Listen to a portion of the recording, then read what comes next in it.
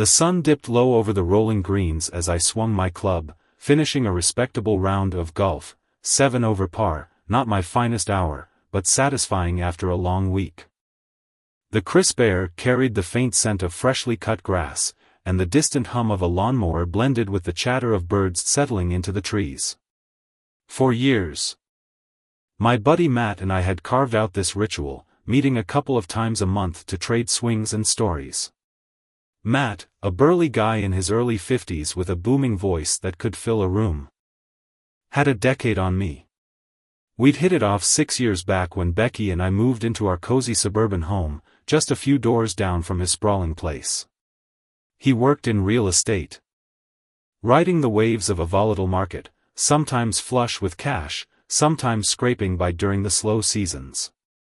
His wife, Pam, was a striking figure, tall and lean with a cascade of blonde hair, always put together in a way that hinted at quiet elegance.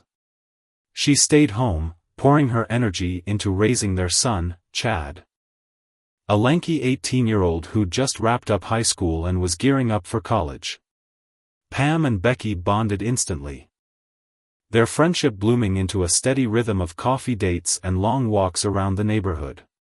Becky, my wife of 18 years, was a vision, blonde hair falling straight and sleek just past her shoulders, her figure still turning heads at 41. Sure, there were a few softer spots now, a gentle rounding that came with time, but to me, she was perfection, the woman I'd built my life around. Or at least, she had been until that Saturday afternoon when everything I thought I knew crumbled beneath me. It started innocently enough. I'd come home from golf, my club slung over my shoulder, the faint ache of exertion settling into my muscles. The house smelled of roasted chicken and garlic, a promise of the dinner Becky had been prepping in the kitchen. She stood by the counter, chopping vegetables with a precision that always impressed me, her hair shimmering under the warm light of the pendant lamps. I tossed my keys onto the table, ready to sink into the familiar comfort of our weekend routine, when she turned to me, her hazel eyes shadowed with something heavy. "Henry, we need to talk," she said, her voice soft but edged with a gravity that sent a jolt through me. My stomach twisted, a primal instinct kicking in as I braced myself for the worst. Those words, "Every man knows they're a harbinger of trouble, never a prelude to good news." I sank into a chair at the kitchen table, the worn wood cool against my palms, and tried to steady my racing thoughts. What could it be? My mind leapt to the mundane first. Maybe her car had broken down again, though I hadn't noticed anything odd in the garage. We weren't strapped for cash, my engineering job paid well enough to handle any material hiccup. But the way her lips pressed into a thin line told me this wasn't about something I could fix with a checkbook. Was it family? Our parents were still kicking, and 3 of our 8 grandparents clung to life with the stubbornness of oak trees. Maybe one of them had taken a turn. Or, my heart stuttered, maybe it was Holly, our daughter. At 18, she was a carbon copy of Becky, same golden hair, same love for scouring malls with her friends. She'd started dating Dean a few months back, a decent kid with a shy smile and a firm handshake. As far as I knew, they were keeping things innocent, but what if I'd missed something? Could Holly be pregnant? That might explain the weight in Becky's tone, the way her hands fidgeted with the knife before she set it down. Or maybe, God help me, Becky was pregnant. At 43, the idea of fatherhood again sent a thrill through me, tempered by a flicker of doubt. I'd loved raising Holly, but would Becky think I'd resent starting over? My mind spun through these possibilities in a frantic blur, each scenario piling onto the last until I'd half convinced myself a baby was on the way. "Henry, my dear," she began, sliding into the chair across from me, her fingers twisting together nervously. "You know how much I love you, right?" I forced a smile, clinging to optimism. "Of course, Beck. Never doubted it for a second." I kept my tone light, hoping to ease whatever burden she carried. Imagining she was just nervous about breaking baby news. But then her next words cracked that fragile hope. I love you with all my soul, and I always will. I want us to spend the rest of our lives together, it's what I've always dreamed of. Me too, honey, I replied, my voice catching as confusion crept in. But if this isn't a mutual pep talk. What's going on? She exhaled, her gaze dropping to the table before lifting to meet mine, resolute yet pained. Henry, we've been together for 20 years, 18 as husband and wife. I love you more every day. I've devoted myself to you and Holly, asking for almost nothing beyond a few visits with friends. You'd agree, wouldn't you? I nodded slowly. My earlier theories dissolving. This wasn't about Holly or a baby, it was about her, about something she wanted, something she feared I'd resist. Yeah, Beck, you've always put us first. We've pushed you to take time for yourself, though. She smiled faintly, a bittersweet curve of her lips. Exactly. And that's how I know you love me, enough to support me now, I hope. My chest tightened. I'm listening, I said, leaning forward, the air between us growing thick with anticipation. Henry, things change as we age, she continued. Her voice steady but layered with emotion. Our bodies shift, our energy fades, our desires evolve. You've always been an incredible lover, passionate, attentive, but we both know time's taken its toll. You can't keep up like you used to, and I get it. It's natural. I bristled, a flush creeping up my neck. The last thing any man wants is his wife dissecting his masculinity, or lack thereof, over the kitchen table. I nodded stiffly, swallowing the sting, waiting for her to drop the real bombshell. For me, it's the opposite, she said, her eyes locking onto mine with an intensity that unnerved me. I find myself wanting more, needing it almost daily. I blinked, caught off guard. Don't you think I feel the same, Beck? I love you, want you, but biology's a tough bastard to wrestle. She nodded, her expression softening. I know, and I don't blame you. It's just how it is. Impatience edged into my voice. Okay, you've danced around my shortcomings long enough. What's the point here? I braced myself, a sick certainty settling in, she was about to ask for an affair. A hall pass to fill the gap I couldn't. I wasn't far off. Henry, please don't take this wrong, she pleaded, her hands reaching for mine across the table, her touch warm but trembling. This is so hard to say. I hope you won't hate me, that we can talk this through like always. I stayed silent, my jaw tight, every muscle coiled as I waited. I have a lover, she confessed. The words slamming into me like a freight train. It's been going on for almost a year. The room tilted, the edges of my vision blurring as shock rooted me to the spot. She rushed on, filling the suffocating silence. We meet a couple times a week. I don't love him, only you. I hid it so it wouldn't touch us. I made sure nothing changed at home. When you're in the mood, I'm there for you. That won't stop, you're my husband, your needs come first. My voice, when it finally came, was a low growl. So you'll keep this up? She nodded, her eyes pleading for understanding. Yes, Henry. My needs have grown, and this meets them.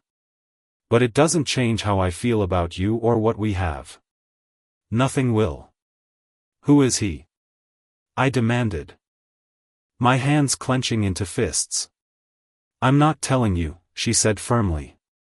You don't need to know. He's not a friend, not a coworker, just someone I met. And I expect you to accept this because you love me, because you want me happy. You never noticed a thing, I kept it that way.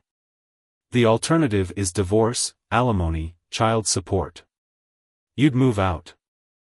And I don't want that. I love you. This is better for us all. Fury surged through me, hot and blinding, but I forced my voice to stay even. How dare you threaten me with that? Holly might not take kindly to living with a cheating mother. She flinched, but her resolve held. I've thought it through, Henry. I didn't want to hurt you, I still don't. Please don't turn this into a fight.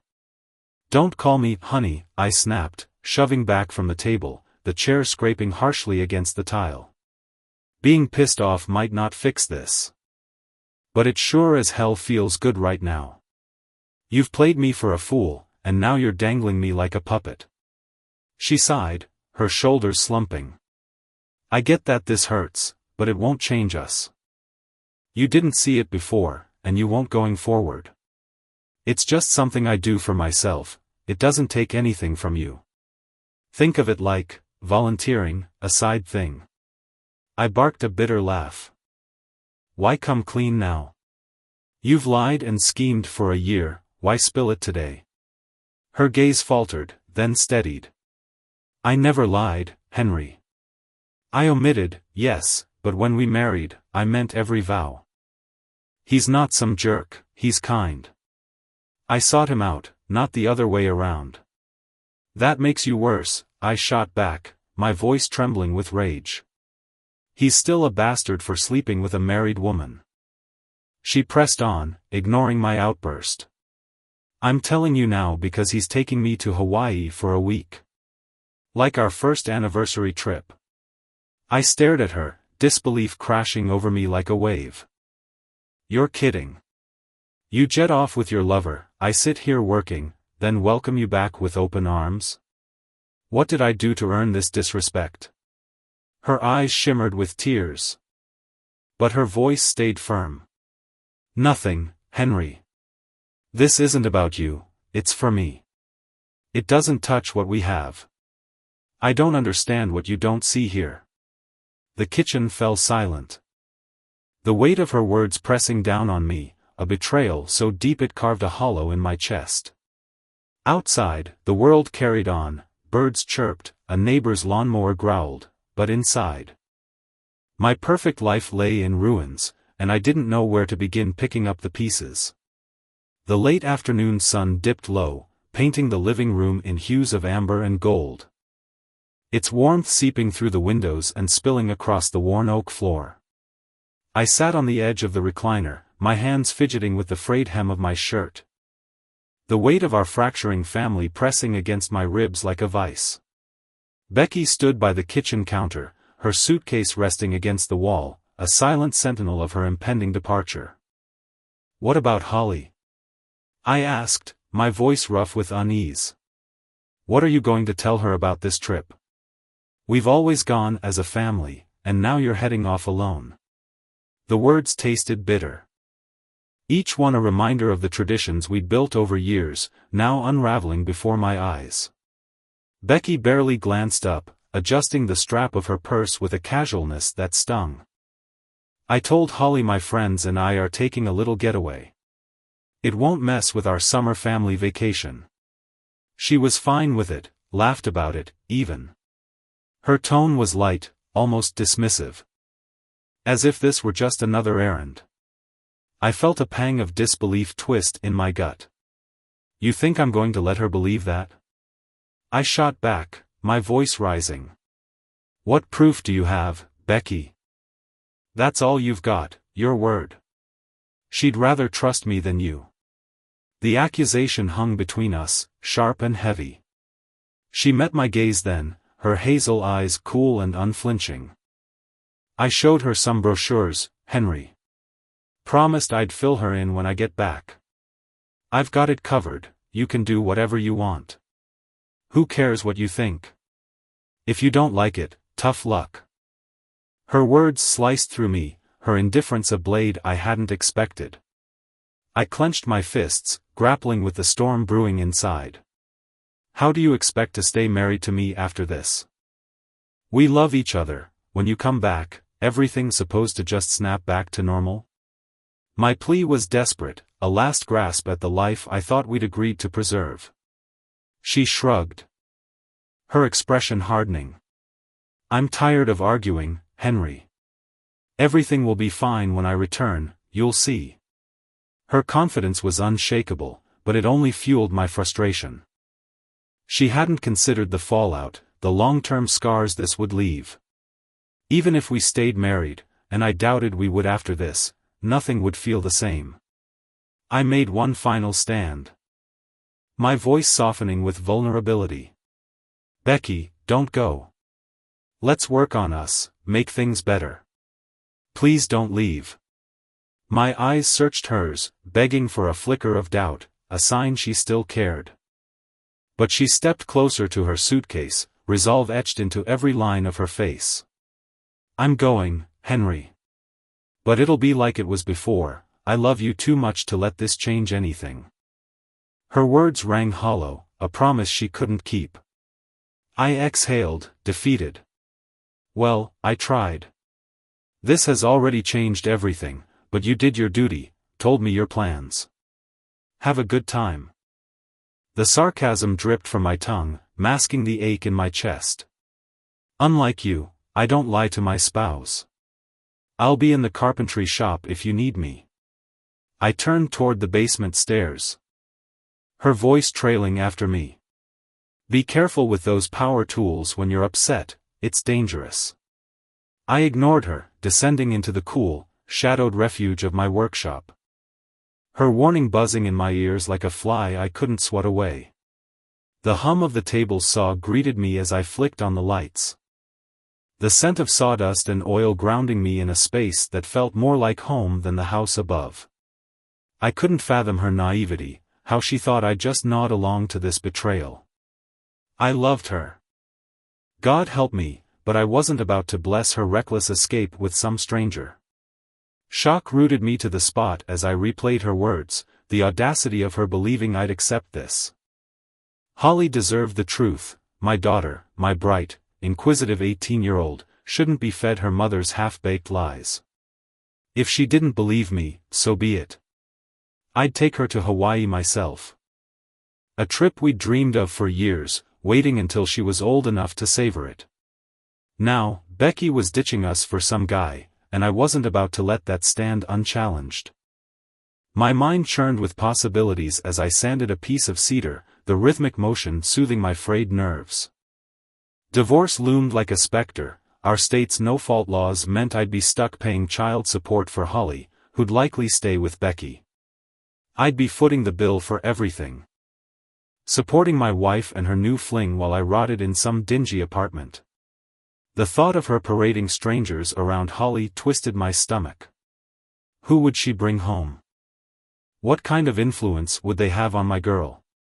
Staying put until Holly left for college seemed the only viable path, keep the house, pay the bills, but draw a hard line. Intimacy with Becky was off the table, that bridge had burned the moment she packed her bag.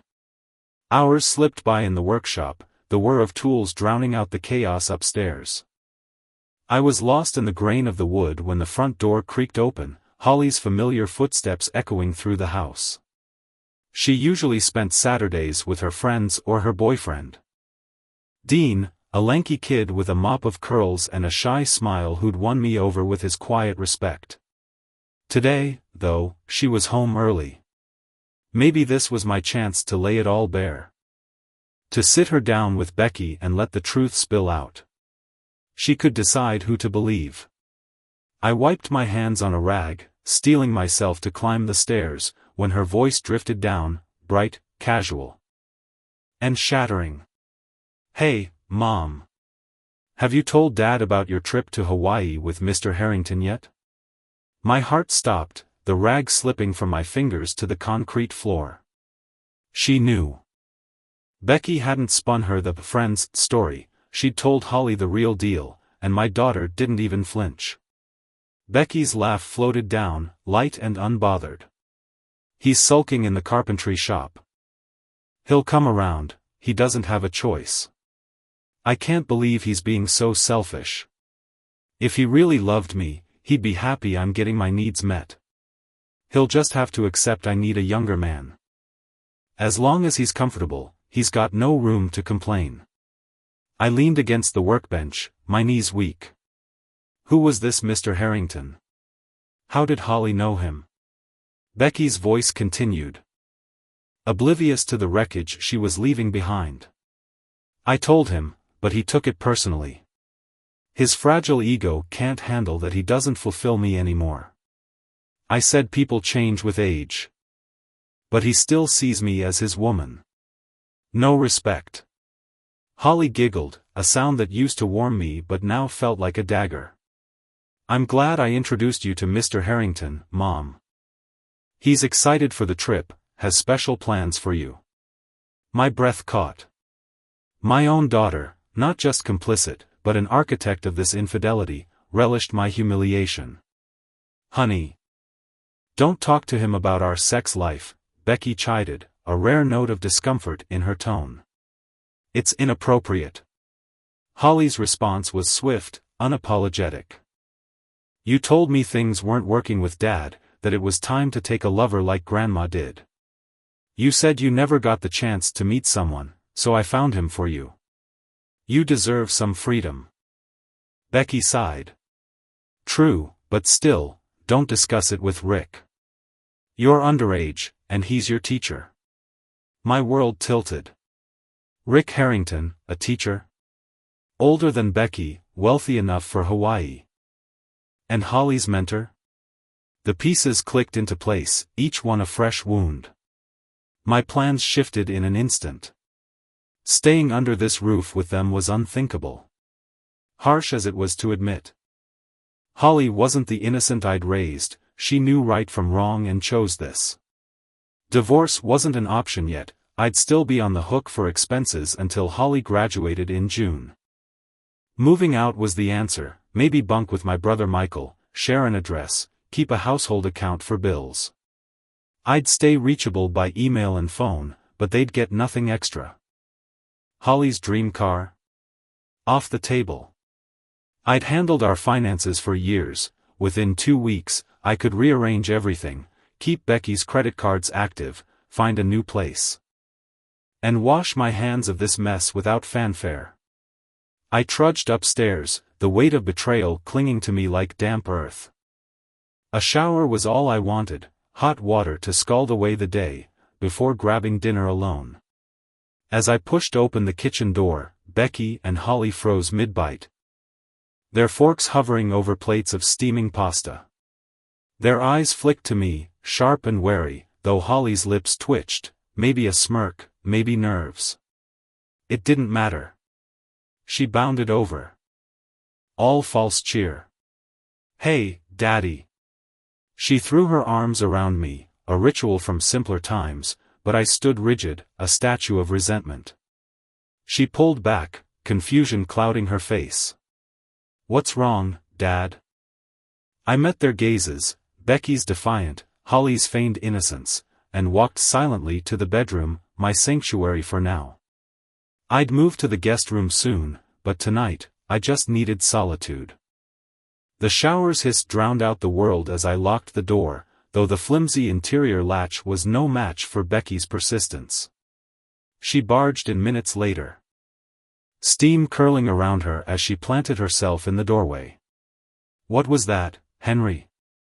Be mad at me if you want, but don't take it out on Holly, she didn't do anything. I stared at her. Water dripping from my hair, then stepped back under the spray without a word. So this is silent mode, huh? Real mature. Let me know when you're done sulking. Dinner's ready, by the way. The door slammed behind her, a punctuation to her exasperation. I didn't care. Her opinions, her taunts, they were noise now, irrelevant. I dressed in slacks and a crisp shirt. Emerging to find them at the table, their chatter halting as I entered. Holly flashed a hopeful smile, maybe expecting me to cave, to sit and play happy family. I turned away, grabbed my keys. And left, the BMW's engine rumbling as I peeled out. The steakhouse was quiet, the clink of cutlery and murmur of strangers a balm to my frayed nerves. I savored my ribeye slowly.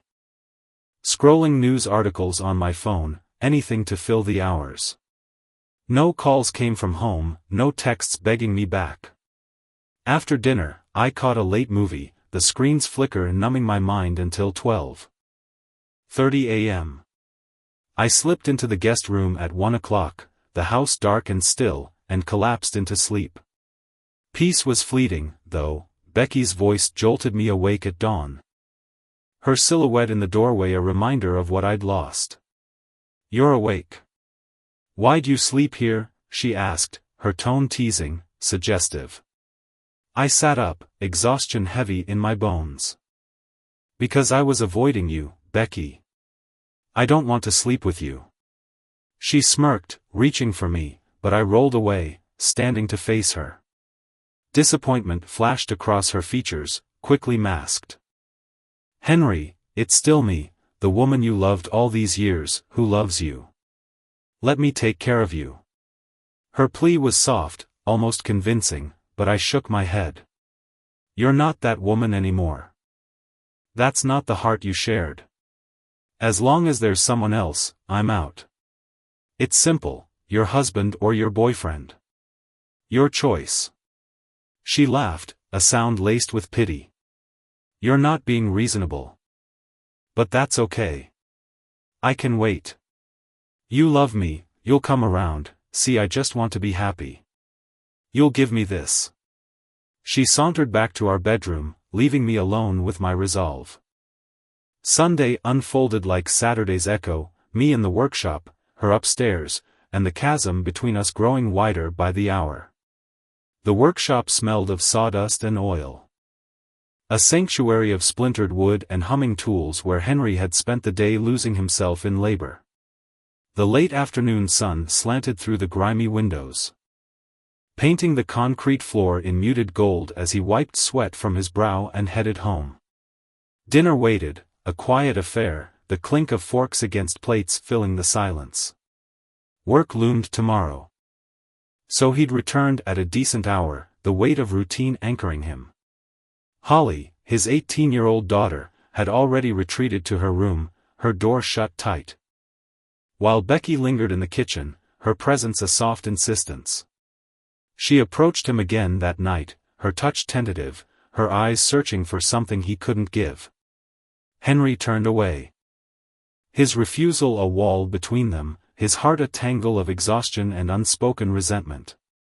The next 2 weeks blurred into a frenzy of late nights at the construction site.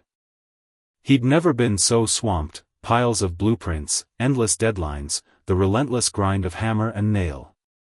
Each evening, he trudged home under a sky bruised with dusk, his boots heavy with dust. And faced the same ritual with Becky. "Please don't go on this trip," he'd plead, his voice raw with a desperation he hated hearing in himself. "Call him. End it. Let's fix us." She'd stand there, her auburn hair catching the lamplight, her expression a mix of pity and resolve. "Henry, I know this cuts you deep," she'd say, her tone steady but distant. "But I have to go. It's just a week. After that, we'll get back to our life." He'd clench his jaw, the question clawing at him. "So you'll still see him? It won't just be us?" She'd nod, unflinching. "Yes, I'll keep seeing him. I'm sorry it hurts, but it's what I need. If you love me, you'll get it."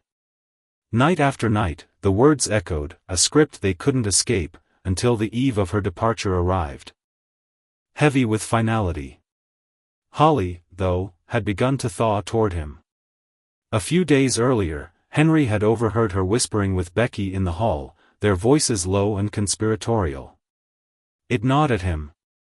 That secret thread tying mother to daughter, but then Holly surprised him. She padded into the living room one evening, her pajama-clad frame small against the overstuffed couch, and climbed onto his lap as he tried to focus on a basketball game flickering across the TV. The players blurred into streaks of color as she nestled close, her voice cutting through the announcer's drone.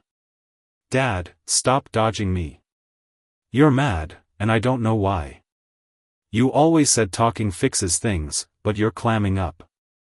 Tell me what's wrong, please. Daddy.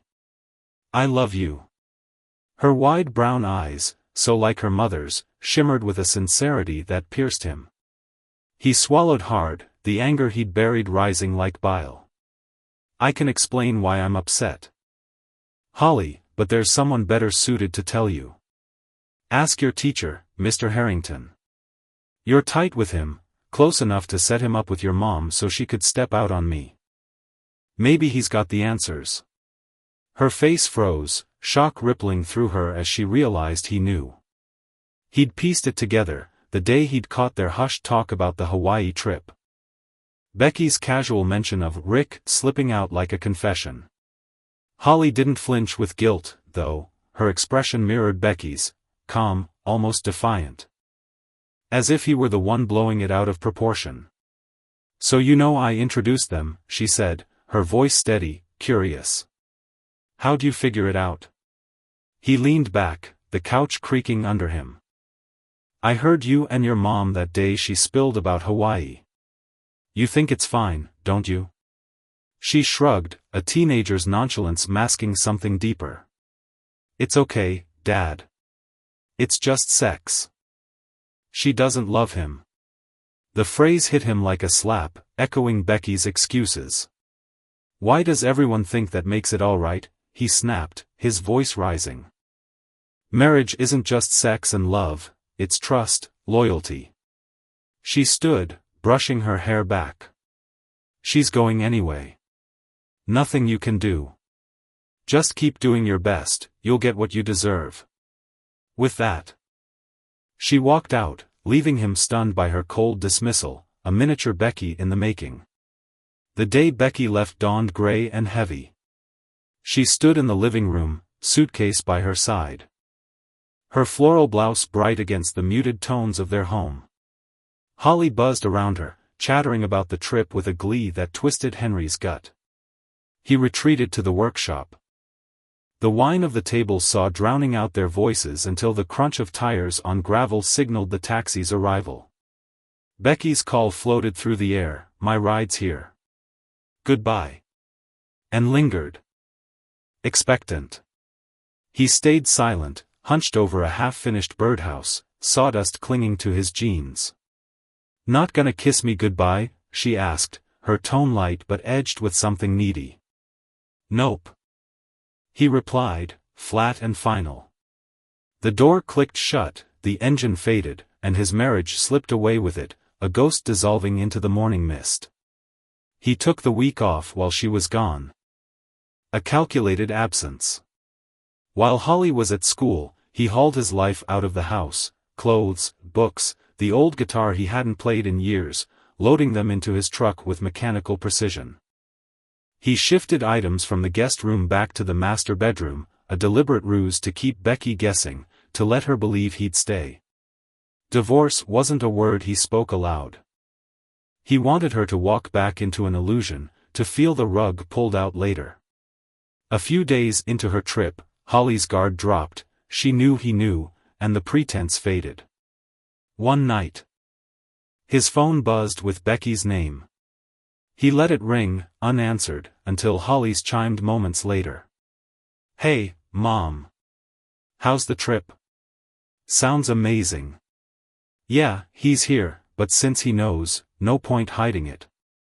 He moved back to your room the second you left, just like you said, bluffing. I think he's over it. Okay, love you too. She strolled into the living room, where Henry nursed a beer. The TV droning in the background. Mom says she loves you. Everything'll be the same when she's back. He nodded, silent, his face a mask. The rest of the week. He finalized his escape, carting essentials to a sparse new apartment across town, a place with bare walls and a single couch, leaving the house's clutter behind. Friday night. The eve of Becky's return, he sat with Holly after a silent dinner of takeout pizza. She perched beside him on the couch, her knees drawn up, her voice cutting through the hum of a late-night rerun. Are you ever gonna talk to me? You grumble one-word answers, but that's it. You forgave Mom, but what about me? He turned, his eyes hard. What makes you think I forgave her? She blinked, puzzled. You're back in the bedroom. That means you're okay with it. He shook his head, slow and deliberate. Holly, I haven't forgiven her, never will. She torched what we had. Sleeping there doesn't change that. She bristled, standing, her voice sharp with youthful indignation. I don't get why you're acting like this. She wants this, it's not the same as forgiveness. He rose too, his temper flaring. There's a difference, Holly. You're barely 18, you don't see it yet. She spun this from her selfish angle, decided she's all that matters, damn anyone else. It's garbage. Her eyes flashed. Garbage?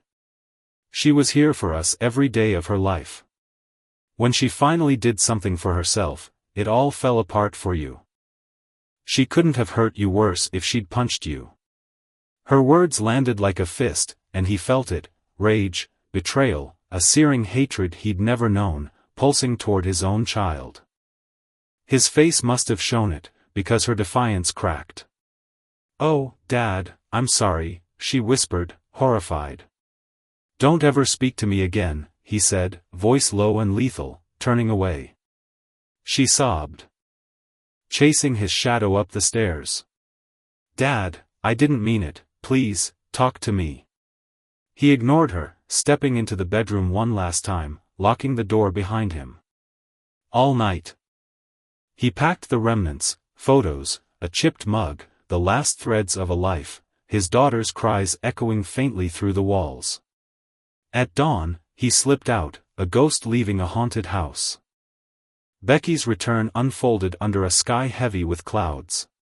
She'd strategized at the airport, opting for a taxi over a ride from Rick. Henry was back in their bed, Holly had said. Surely a sign he'd softened. No need to stir the pot with Rick's presence. The driver hefted her bags into the quiet house, the late afternoon light filtering through dusty curtains. She expected the aroma of dinner, Henry's roast, maybe, or Holly's clumsy attempt at pasta, but the kitchen stood cold, untouched. Footsteps pattered down the stairs, and Holly burst into view. Her face streaked with tears, flinging herself into Becky's arms. Hi, baby, I missed you too, Becky cooed, stroking her hair. No need to cry. But Holly's sobs deepened.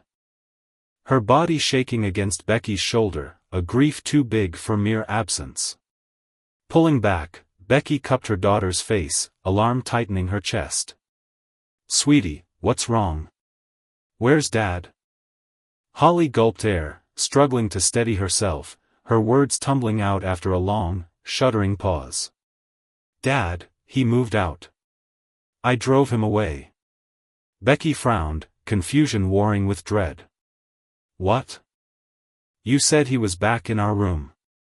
Holly nodded, miserable. He was, but last night we fought. I said something awful. This morning, he was gone, him and all his stuff. There's a note. Becky's gaze darted to the kitchen table, spotting a folded paper she'd overlooked. Her stomach sank as she crossed the room, the floor creaking under her hesitant steps. She lifted the note. Printed in stark black ink save for Henry's jagged signature, and sank into a chair, the world tilting as she read. Becky, it began, each word a blade. I hope Hawaii, the trip we dreamed of together, was everything you wanted with Rick Harrington. It cost you our marriage and might cost him his job, the school board won't tolerate this. I'm gone. Took just my personal things. My tools and wood supplies are still there, I've got nowhere for them yet. Don't think you can use that against me, I'll replace them if I must. I tried to forgive your year-long affair, begged you to cancel this trip and cut him off. But when that taxi left, we were done. I can't fathom why you dragged Holly into it. Setting her up to enable you, poisoning her with your twisted ideas about loyalty. She mirrors your contempt now, your mother's lessons, I'd bet. You've ruined her chance at a decent relationship. Just like you ruined us. I've left you both, yes, our daughter too. The paper trembled in her hands, her breath shallow, as the life she'd known crumbled to ash. The letter lay open on the kitchen table, its edges curling slightly from the humidity in the room, as if it were shrinking away from the weight of its own words. Henry's handwriting, neat, deliberate, final, stared up at me, each line a fresh wound. Tears blurred my vision, hot and relentless, streaming down my cheeks as I traced the words with trembling fingers.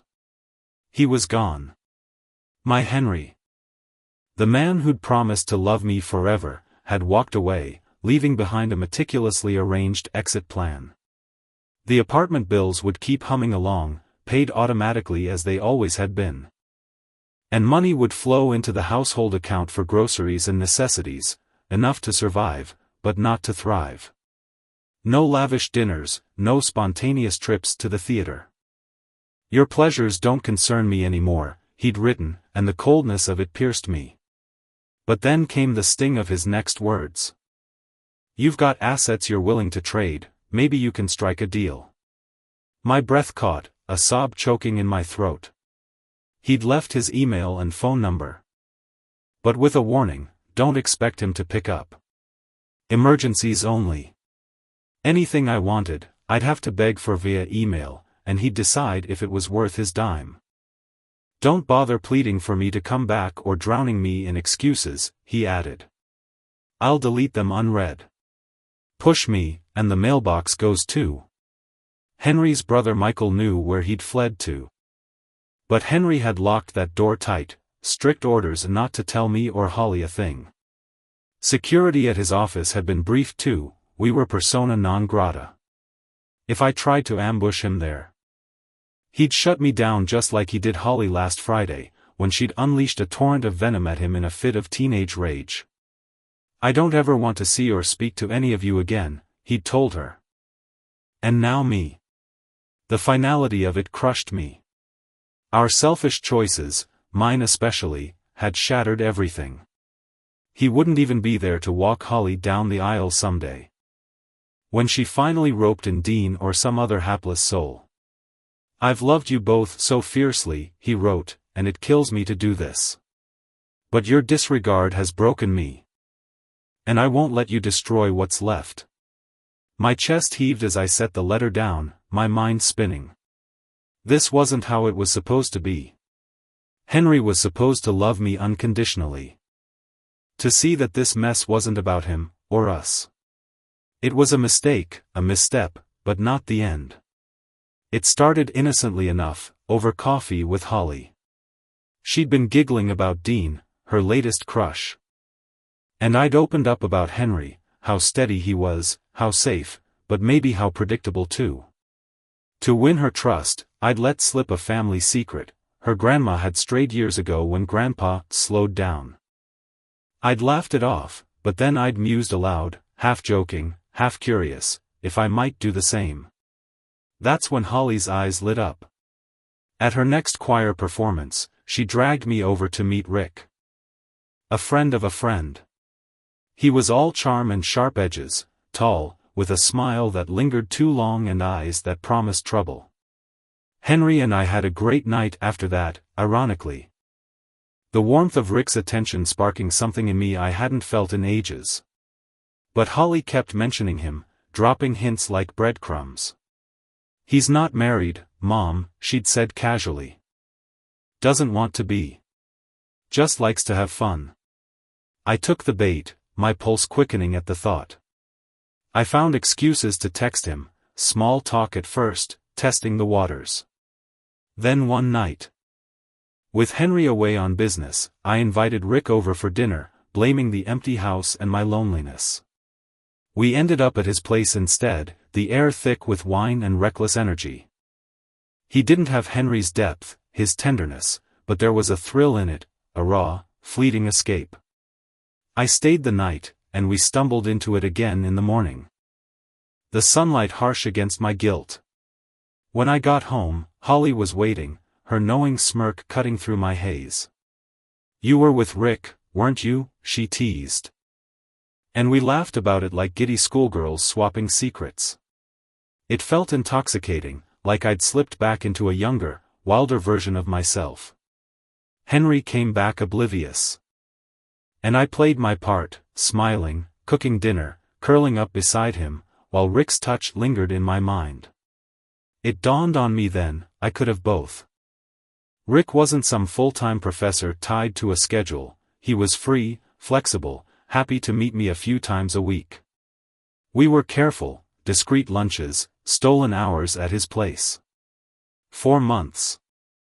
I juggled it flawlessly, primping myself before Henry's key turned in the lock, watching Rick for any sign he might want more. He never did. It was perfect, until it wasn't. The anniversary of that first night with Rick crept up, a strange milestone for something so hollow. He suggested Hawaii, a week in paradise.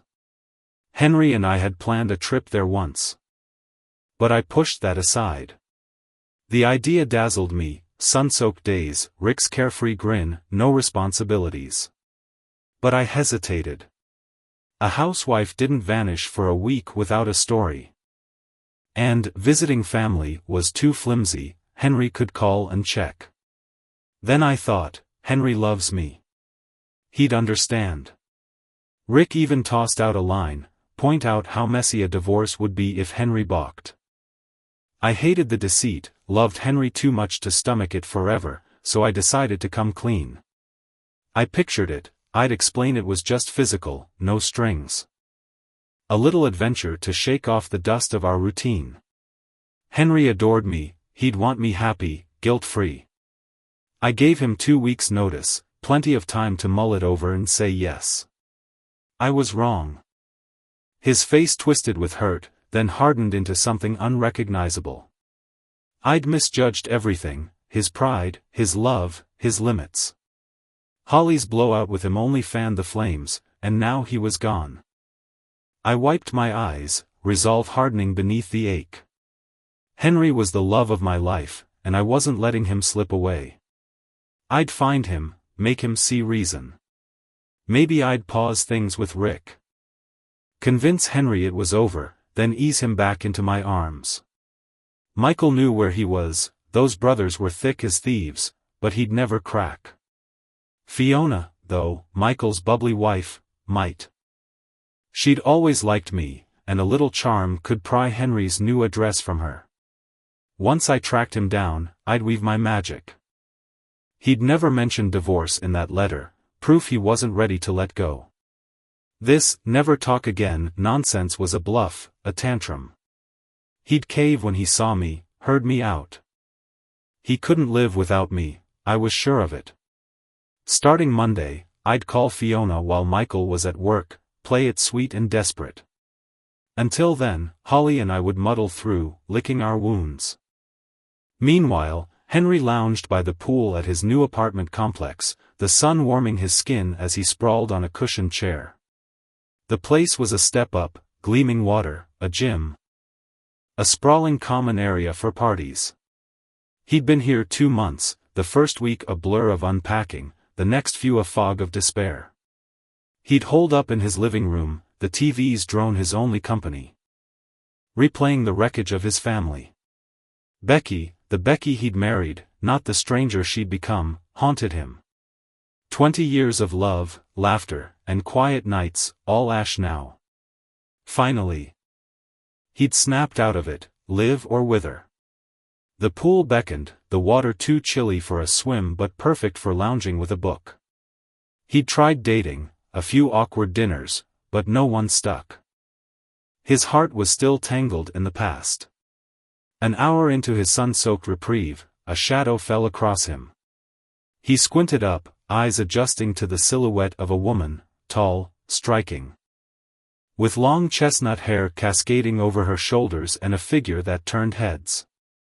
No ring glinted on her finger. "Hi," she said, her voice warm, teasing. "I haven't seen you around. New here?" Henry propped himself up, shielding his eyes. "Moved in 2 months ago. First time I've ventured out, though. I'm Henry." She grinned, dragging a lounger beside his. "Mind if I join you?" "Not at all," he said, and she settled in, her presence easy but electric. Up close, she was even more captivating, bright eyes, a playful tilt to her lips. "So, Henry," she said, turning to him. "Recently divorced, or just pretending?" He blinked, thrown. "What makes you say that?" She nodded at his hand.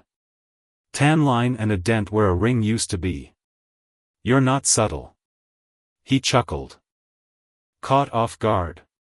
"Guess I'm not.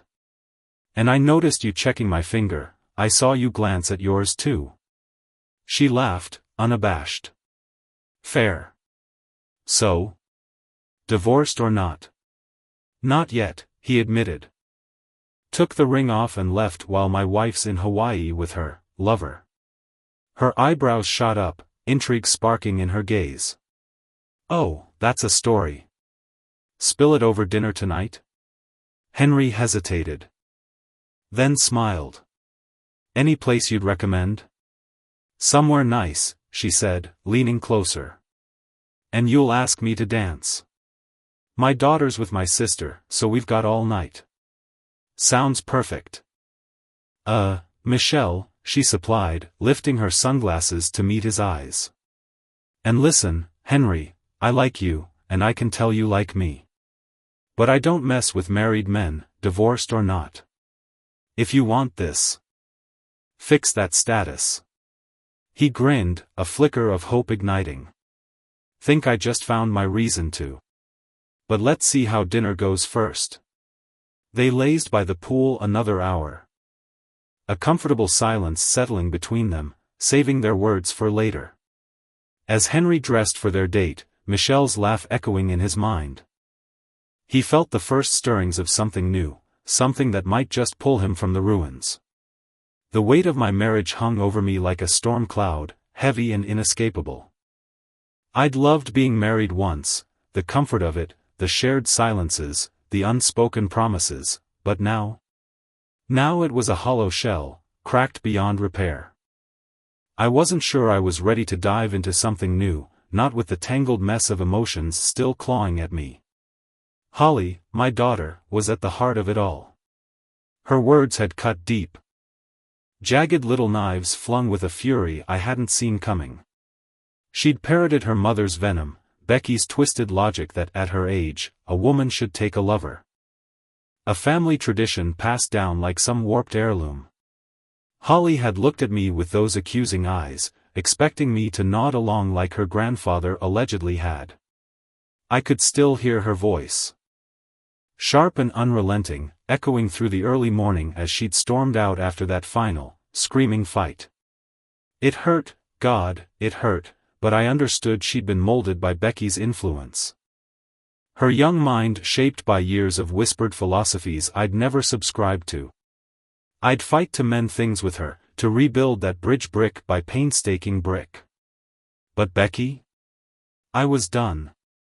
She wasn't going to chain me to a life I didn't want anymore, not even if it meant greasing her palm with a payout to set me free. A few dollars weren't going to hold me back from breathing again. At 6 p.m., the city buzzed around me as I pulled up to Michelle's place. She stepped out, a vision in an emerald green dress that flowed past her knees but left her shoulders bare. The fabric catching the fading sunlight like a jewel. My breath hitched. She was stunning, and I didn't hesitate to tell her so, my voice low and sincere. "Thank you, sir." She replied with a playful smile, her eyes sparking with warmth. "You're not looking too bad yourself." I took her hand, her skin soft against mine, and guided her to my car. Opening the door with a flourish that felt natural, not forced. We drove through the city, the skyline glittering beyond the windshield. Our conversation weaving effortlessly between the landmarks we passed, the old theater with its faded marquee, the riverfront glowing with string lights. Our hands stayed clasped the whole way. Her fingers laced through mine, and it felt right, like slipping into a favorite jacket after years of wearing one that never quite fit. The Brazilian steakhouse downtown was a familiar haunt for me. But Michelle's wide-eyed curiosity as we stepped inside made it feel new again. I'd slipped the hostess a crisp $50 bill earlier in the week, securing us a secluded table in a candlelit corner where the hum of the restaurant faded into a soft murmur. We settled in, the air thick with the scent of sizzling meat and spices, and our server, Kelsey, appeared, a bright-eyed young woman with a quick smile and a notepad poised in hand. We ordered drinks, a whiskey neat for me, a glass of red for Michelle, and let the night unfold. She leaned forward, her gaze locking onto mine, a teasing glint dancing in her eyes. I have to ask, Henry, why do you need another waitress hovering around? Because if she keeps buzzing over here, I might just claw her eyes out, and I'd hate to ruin this dress. I caught the mischief in her tone, the way her lips quirked, and knew she was playing. Still, I filed it away, tone it down. Keep it smooth. I'm flattered you're feeling protective already, I said, grinning. She reached for my hand, her touch grounding me. Henry, I like you. I want to get to know you, really know you. I didn't mean to sound like I'd actually go after the poor girl. Her sincerity softened the moment, and I squeezed her hand back. I know. But I like that you care. The conversation shifted, curiosity sparking between us.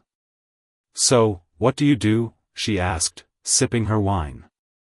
Mechanical engineer, I said. Senior VP at Alpha Logistics downtown. You? She twirled the stem of her glass, her voice steady but edged with something raw. Loan officer at First National. Though, honestly, I could coast on the alimony and child support from my ex. He cheated with his assistant, got her pregnant, left me picking up the pieces. I shook my head, genuinely baffled. I can't imagine anyone stepping out on someone as beautiful as you. Her smile was small but real. Thanks. I've got an 8-year-old, Joni, she's in 3rd grade at Oakleaf Elementary. Smart as a whip, probably smarter than me. Does her dad stick around? I asked, sensing the answer before it came. Not a bit, she said, her tone flat. Jay's been gone 3 years. My sister's husband stepped up, though, he's been a solid role model for her. I nodded, then offered my own piece of the puzzle. I've got an 18-year-old, Holly. Technically my daughter, but right now, she's echoing her mom's views on infidelity. We're not exactly on speaking terms. Michelle's eyes softened, inviting me to go deeper. I'd like to hear about your wife, what happened, if you're okay talking about it. I exhaled, the story spilling out like a river breaking free. I don't mind. It starts with that classic "we need to talk" moment, Becky laying it all out, her expectations, her rules. It ended with Holly screaming at me, siding with her mom, then bolting out the door at dawn. From my side, I come off fine, Becky's the one who looks unhinged. But it still stings that my own kid could see me that way. Michelle tilted her head, thoughtful. She's as much a victim of her mom as you are, Henry. She's soaked up those ideas. But it sounds like she knows she's crossed a line. Keep the door open, she'll come around. I hope so, I said, my voice rough with longing. Maybe I'll reach out first, too. Your turn, what's your story? She shrugged, a wry smile tugging at her lips. Not as dramatic. Jay's VP at Muscle's gym chain, always on the road, checking sites. A few years back, he hired a new assistant. They started hooking up on those trips. His boss warned him, I got the emails, but then she got pregnant, and I was done. Took him for a hefty settlement, alimony, child support. I don't need to work, but I like the routine. Sounds plenty juicy to me, I teased. Maybe not a Hawaiian affair level, but still. She laughed, but there was a shadow in her eyes. I'm good now, but at home, in my little apartment, the loneliness creeps in. Leaving was right, but I still miss what we had before it all fell apart. I reached for her hand again. If it gets bad, call me. I'll come over, no strings, just a friend. We can talk, watch a movie, whatever.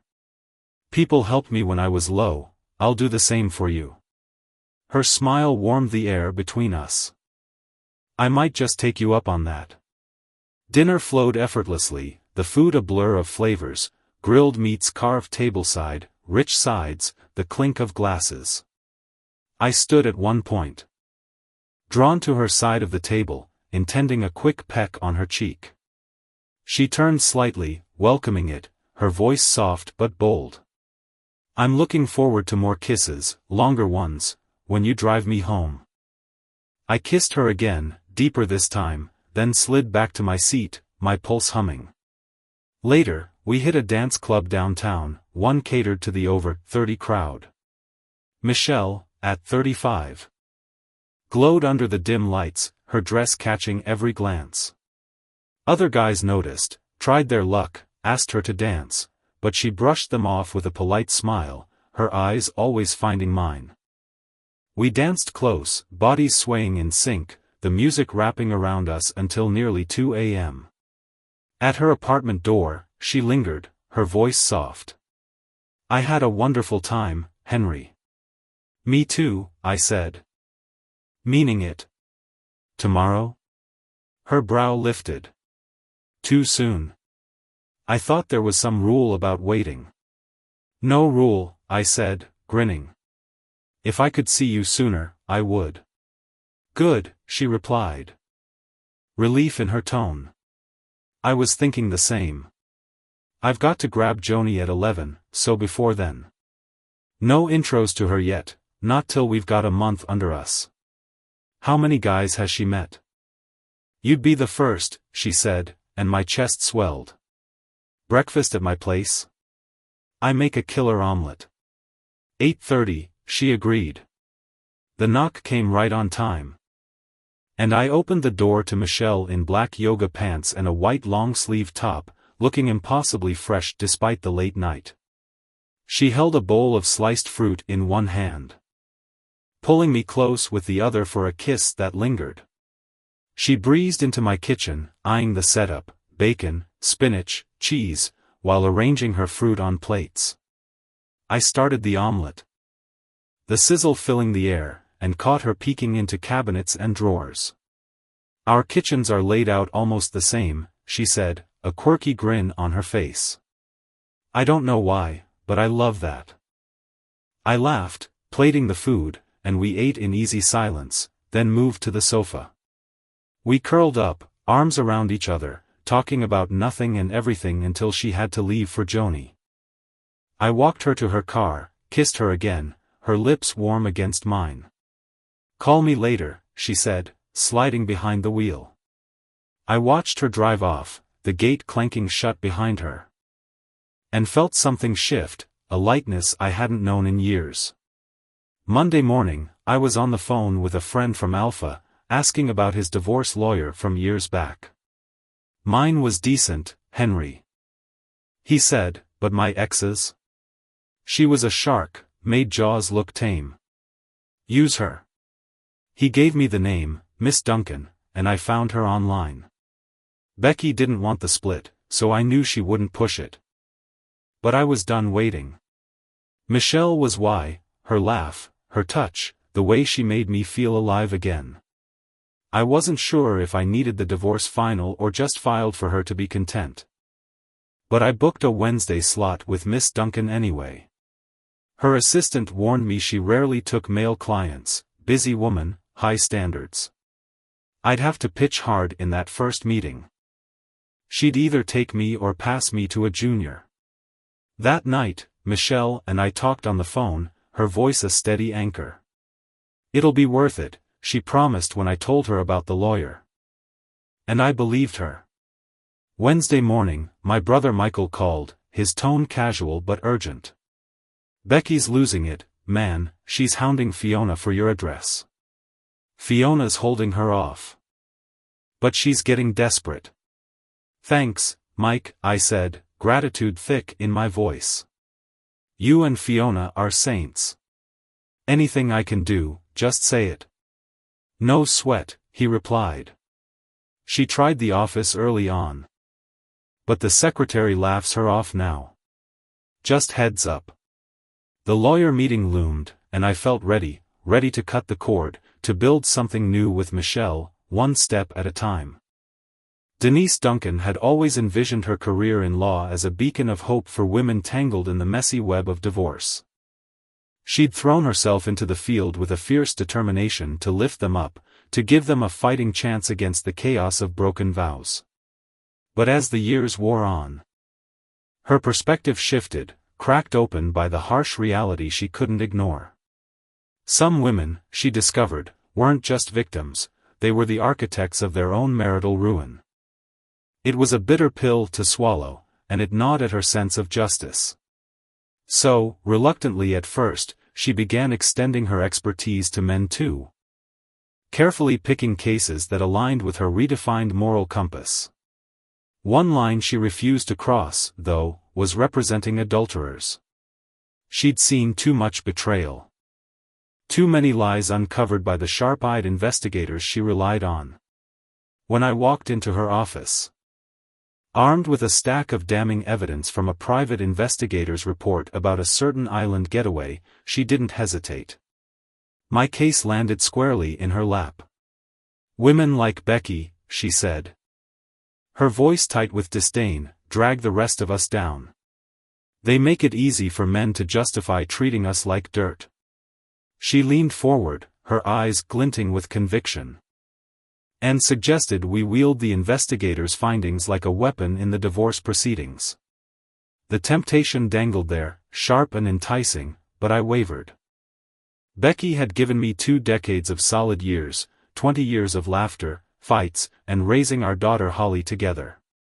Wasn't that worth something? I told Denise I'd rather split everything down the middle, even toss in alimony and child support.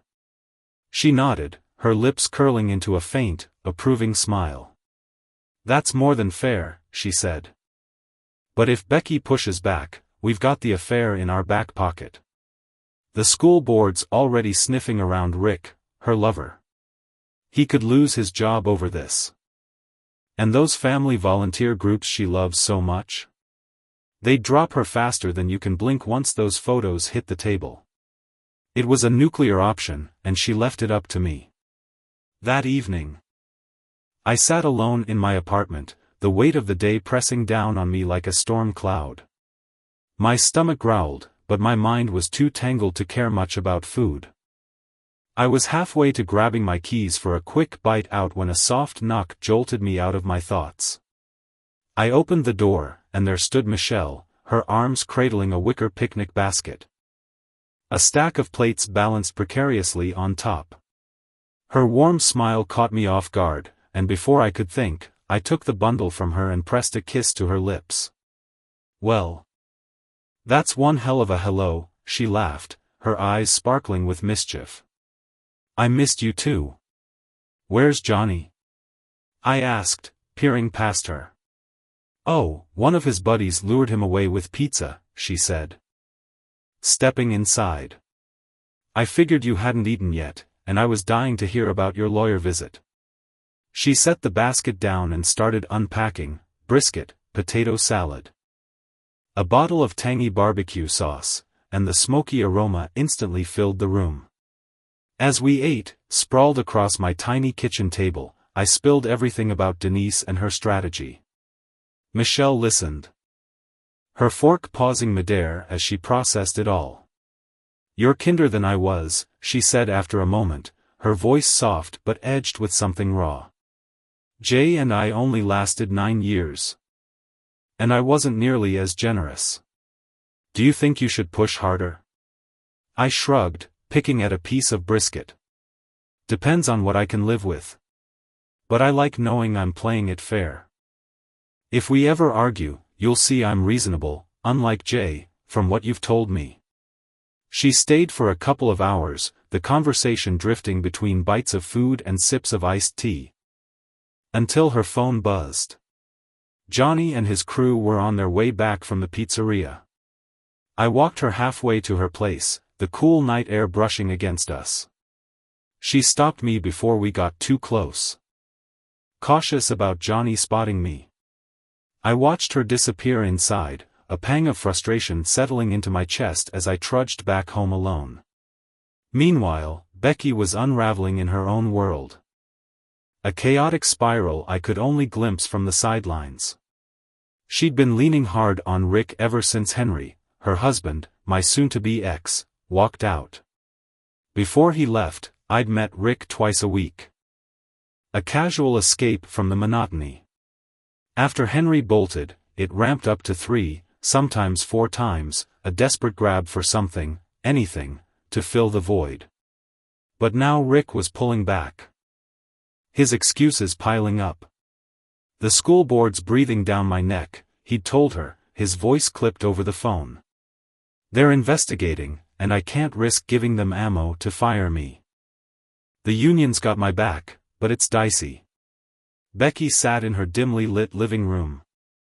The premium channels flickering on the TV, her one luxury since Henry's stingy checks barely covered groceries for her and Holly. She replayed that damn Hawaii trip in her mind. The one that had felt like paradise at the time. Now it loomed like a colossal mistake, the spark that ignited this mess. Henry's money came in drips, just enough to keep them fed. But not enough for a night at the movies or a decent meal out. Holly, her teenage daughter, was stuck with her most nights, and the guilt gnawed at Becky. Dean, Holly's boyfriend, stepped in sometimes, footing the bill for their dates, but even that came with strings. He'd started pressuring Holly for more, physical payback for his generosity, and Holly's frustration boiled over. Aimed square at her mom. "This is all your fault," she'd snapped, her voice trembling with teenage fury. Becky's heart twisted. She blamed Henry's bruised ego. His refusal to stomach the idea that Rick, younger and bolder, had stepped into his shoes.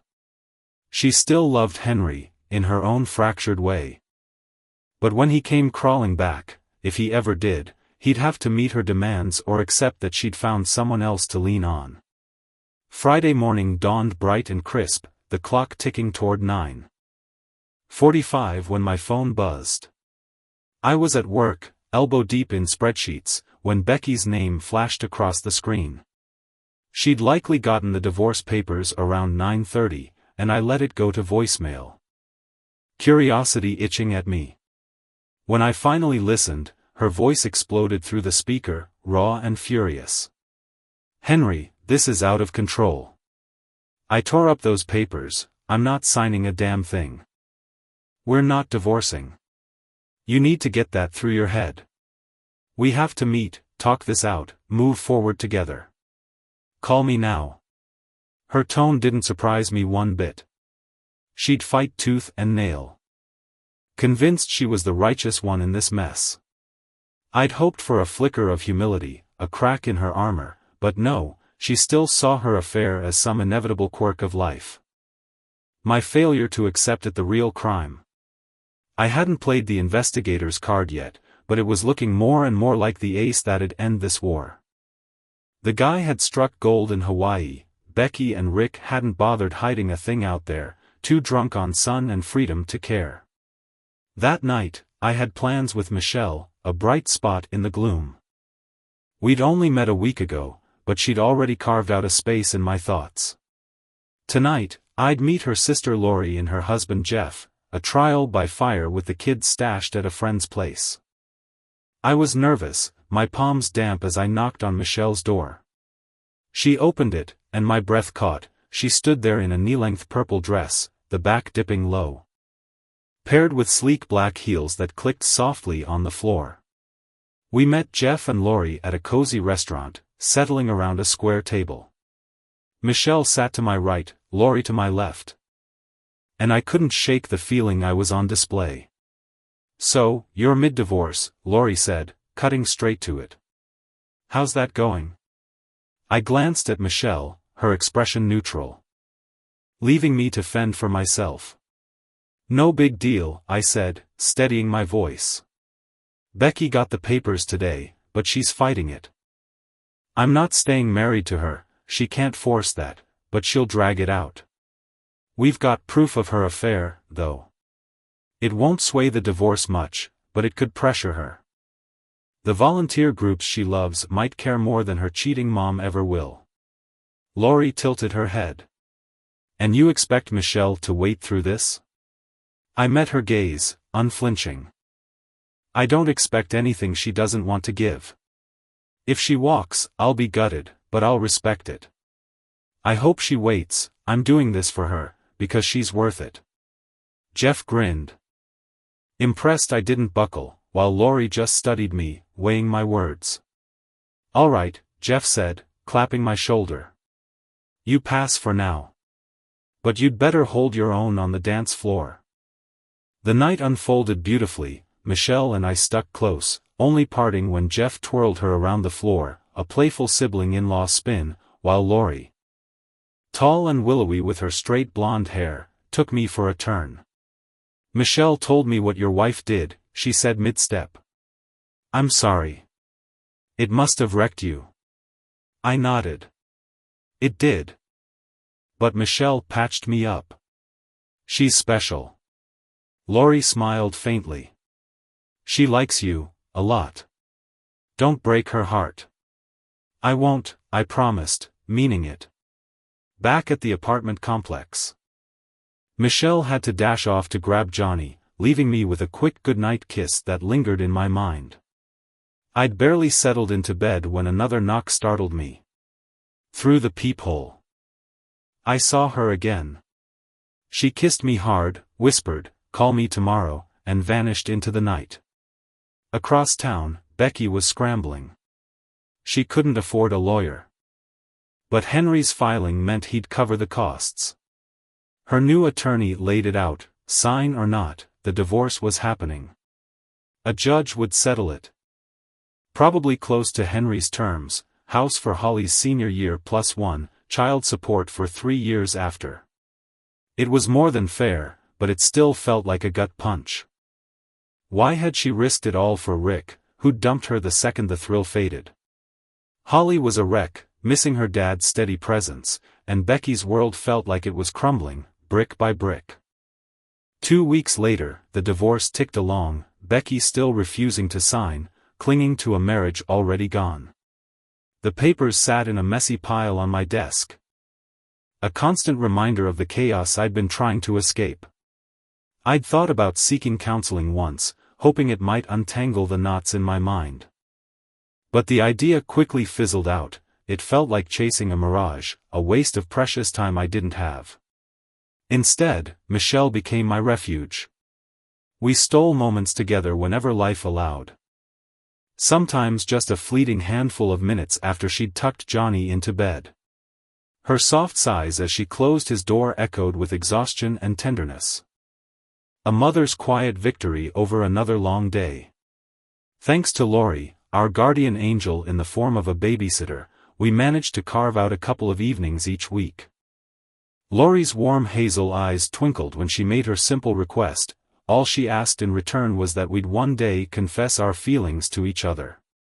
I grinned at her, brushing a hand through my hair. And told her it was already a sealed promise. How could it not be? It was a crisp Saturday night when Lori took Johnny under her wing again. Her cheerful voice floating through the apartment as she promised him stories and popcorn. I whisked Michelle away, driving us downtown to a little restaurant where the air buzzed with clinking glasses and murmured conversations. Afterward, we slipped into a club where a concert pulsed through the walls. The music wrapping around us like a living thing. Looking back, I can see it now, how inevitable it all was, how every step had been leading us here. We sat at a candlelit table, eating in a comfortable silence, our fingers laced together under the soft glow. Her hand felt small but steady in mine, a quiet anchor. Then, out of nowhere, a scream sliced through the hum of the restaurant, sharp and furious. "Get your hands off my husband right now." My head snapped up. Across the room, Becky stormed toward us. Her face twisted with rage, her heels clicking like gunfire on the polished floor. Behind her trailed a gaggle of her friends, their expressions a mix of embarrassment and morbid curiosity. Like onlookers at a car wreck. She reached our table, her breath heaving, and spat, "I caught you, you bastard. You're still married to me, you know. Now I've got you." I leaned back in my chair, forcing a dry laugh. "Yes, Becky, you caught me, having dinner with my neighbor. Bravo." Her eyes narrowed, venom dripping from every word. "Don't play dumb with me. It's not just dinner. And you know it. I bet there's more planned for later. Look at her, she's probably throwing herself at you for free." Michelle didn't flinch. She sat there, poised and unshaken. Her voice smooth as glass but edged with something sharp. "Actually, I have a deep respect for wedding vows, even ones that aren't mine. We haven't done anything, yet. But I'll admit, I'm looking forward to the day we can.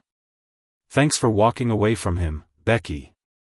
Her tone carried a flicker of disgust, a trace of pity, and it hit Becky like a slap. The fury in her eyes flared hotter, but before she could lash out again, the restaurant staff swooped in. 2 waiters, their faces tight with professionalism, escorted her out as she flailed and shouted, "Stay away from him, you ___." Her voice echoed until the door swung shut behind her. I glanced at her friends, wondering if they'd stick around to pick up the pieces of her unraveling night, or if they'd scatter like startled birds. Michelle turned to me, her brow lifting slightly. "So, that's your wife?" I rubbed my temples, a sigh slipping out. "I'm so sorry, honey. She's not worth the headache. This'll make a hell of a story for Lori and Jeff, though." Michelle smiled faintly, unbothered. "She didn't rattle me. Just loud and angry, that's all." The rest of the night softened into something gentler.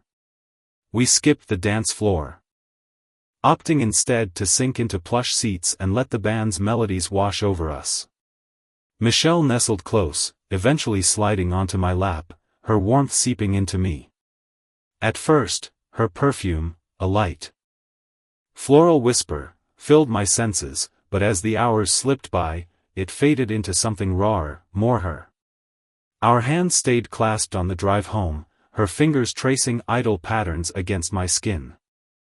When we reached the apartment complex, I walked her to her door, my heart thudding with a decision I'd been wrestling with all night. "Michelle," I said, my voice low, "I need to tell you something." She looked up at me, her eyes catching the dim hallway light, and looped her arms around my neck, her touch soft but electric. "What is it, baby?" I swallowed hard, the words tumbling out faster than I could catch them. "I never thought I'd feel this so soon, but I'm in love with you. Completely. You're the last thing I think about before I sleep. The first thing on my mind when I wake up. We've got messes to sort out, I know that, but I need you to know how I feel." Her lips met mine, warm and sure, and she whispered, "I love you too, Henry. You're a wonder, and I can't believe you're mine. We've got hurdles ahead, but nothing's going to stop us. If things were different, we'd be tumbling into my bed right now. When that day comes, we'll know every second of waiting was worth it." We lingered there, wrapped in each other, kissing on her doorstep. We both knew stepping inside would unravel our restraint. So with one last aching kiss, I let her go. The next morning, my phone buzzed with a call from my lawyer, Denise. "Henry, up the ante, Becky's lawyer sent over photos of you and Rick in Hawaii. Looks like she hired a detective. They can't use them in the divorce, but they could stir up trouble elsewhere." I groaned inwardly. So that's where Becky's confidence came from. She'd misjudged me. Though, thought my silence meant weakness, that I'd let her keep me on a leash. I'd been wrestling with the fallout ever since those sun-soaked days with Rick. A fling that had seemed like a spark of freedom at the time. Now, it was a noose tightening around my neck. She'd assumed I'd share her. That I'd swallow her betrayal because Rick was some prize worth keeping. He wasn't. He was charming, sure, with his easy laugh and tanned skin, but he wasn't worth torching my marriage over. A month had passed since that trip, and everything kept spiraling. Dean dumping Holly today was just the latest blow. Holly had been glowing when Dean picked her up for their date. Her cheeks flushed with a shy excitement that tugged at my heart. I'd slipped her some cash, watching her bounce out the door. Convinced those two were destined for something big, maybe even wedding bells someday, despite her tender 18 years. But when he dropped her off, she stumbled inside.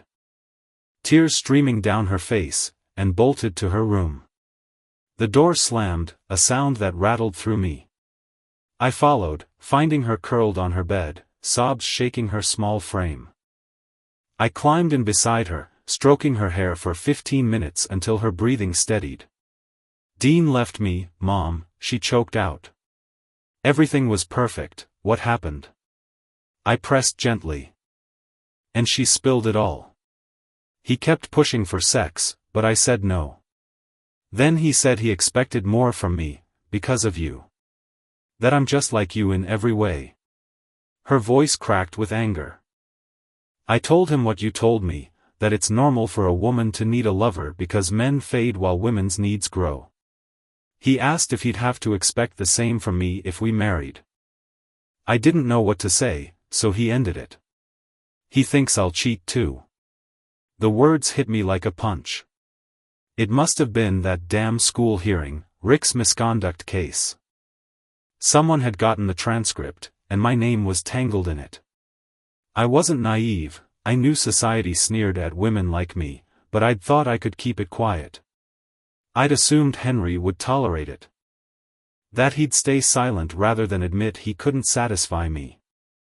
I'd learned it from my mother. She'd carried on with Uncle Leo for years, weathering my father's fury until he buried it under shame. She swore it was worth it, even as their marriage shifted into something colder. Now, I was scrambling. Rick was gone, and I'd beg Henry to take me back, promising fidelity until he trusted me again. Then, maybe, I'd find a discreet replacement, someone to fill the void without a whisper of scandal. Tomorrow, I'd tail Henry home from work, corner him, make him hear me out. Meanwhile, Henry was juggling his own battles. Denise had called him that day, her voice firm. Becky's still refusing to sign the papers, Henry. She wants to talk, says she deserves another chance. I told her you should meet her face to face, convince her you're done, or this'll drag on with appeals for months. He'd hesitated, promising only to think it over. His mind was elsewhere, 5 weeks deep into loving Michelle, a month since that night at the club. Tonight, he'd meet her daughter, Joni, and the weight of it pressed on him. Michelle had warned him it wasn't a make-or-break moment, but he knew Joni was her world. If Joni didn't warm to him, it could fracture everything. They started at Chuck E. Cheese. A neutral playground of noise and neon. Henry drove, Michelle's hand resting in his, while Joni's curious eyes flickered from the back seat. He caught her grinning in the rearview mirror. Her small face alight with the thrill of the outing. Inside, they ordered pizza and grabbed tokens, but before they could claim a table, Joni seized his hand with a strength that startled him, an 8-year-old dynamo dragging him into the play area. They darted through a maze, playing tag, and he floundered, losing spectacularly. When he finally caught up, she perched on a game chair, her big brown eyes locking onto his. "Will you be my new dad?" she asked, blunt and fearless. He knelt, taking her tiny hands. Memories of Holly's earnest questions flooding back. "I'd like to be, if you're okay with it. No rush to decide." She tilted her head, considering. "I think I'd like that. My friends' dads don't play with them, but you did. And Mom says you make her happy." Tears pricked his eyes, joy for what he'd gained, grief for what he'd lost. She hugged him, fierce and tight. And he knew he was in deep. Michelle watched it all, her gaze soft but vigilant. They ate together, Joni chattering beside her, a pint-sized echo of her mother's grace. The night stretched on with games and laughter, tokens clinking into machines until they'd amassed enough tickets for a glittery Barbie doll. Ice cream followed, then home. Where Henry read Joni a bedtime story, her yawns punctuating the tale. On the couch, Michelle curled into him, her voice a murmur. Ready to be a dad to a little girl again? He chuckled, brushing her hair back. I had my doubts at my age, but after tonight, I can't imagine anything else.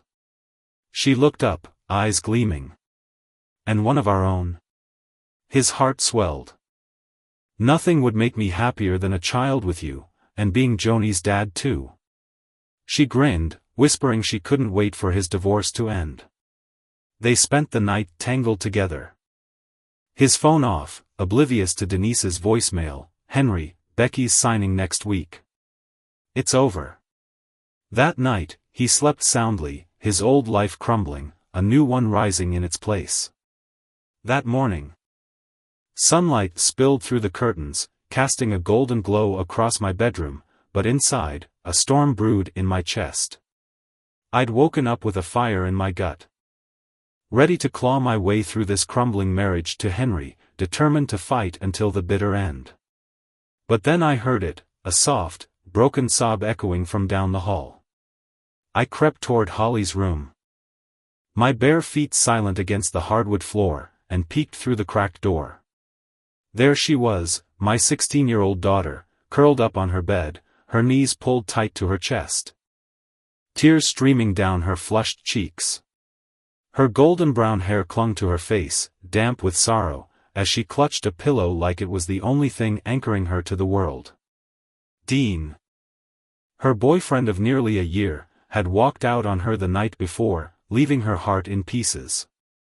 Watching her tremble, her quiet gasps filling the room, something inside me shattered too. This wasn't just about me anymore. My war with Henry, every shouted argument, every icy silence, was carving wounds into Holly's soul. Where would this relentless battle lead me? Even if I fought tooth and nail, the divorce loomed like a dark cloud on the horizon. But if I kept pushing, I risked dragging my daughter down with me, snuffing out the light in her wide, trusting eyes. I couldn't bear that. So, standing there in the dim hallway, I made a choice. At 41, I'd seen enough of life to know when to let go. Even if it felt like tearing my own heart out. I retreated to my room, the weight of the decision pressing down on my shoulders. And pulled the divorce papers from the drawer where they'd been gathering dust. My fingers trembled as I signed my name, each stroke of the pen a quiet surrender. The ink bled into the page. Final and unforgiving. Afterward, I sat on the edge of my bed, staring at the wall, the silence roaring in my ears. How does a woman cope with a pain so raw it feels like her bones are splintering? I didn't have the answer, but I knew I couldn't stay in that house, suffocating under the weight of my own thoughts. So I threw on a black dress that hugged my curves, brushed my hair until it shone, and drove to a club downtown where the music pulsed loud enough to drown out my regrets. The air inside was thick with sweat and perfume, the bass vibrating through the floor. I ordered a whiskey neat, then another, letting the burn sear away the edges of my grief. Faces blurred around me, laughter, clinking glasses, bodies swaying in the dark. A man approached. His voice smooth as velvet, his eyes glinting with interest. He was younger than me, maybe 30, with broad shoulders and a crooked smile that promised escape. When he asked if I wanted to get out of there, I didn't hesitate. We stumbled into the cool night air, his arms slung around my waist, and soon I was waking up in a stranger's apartment. Sunlight streamed through unfamiliar blinds, painting stripes across the tangled sheets. He was still asleep, his chest rising and falling steadily, oblivious to the chaos I carried. I slipped out of bed, my head pounding, and dressed in the quiet, my clothes wrinkled and smelling faintly of smoke. My car was still parked outside the club, a silent witness to my unraveling.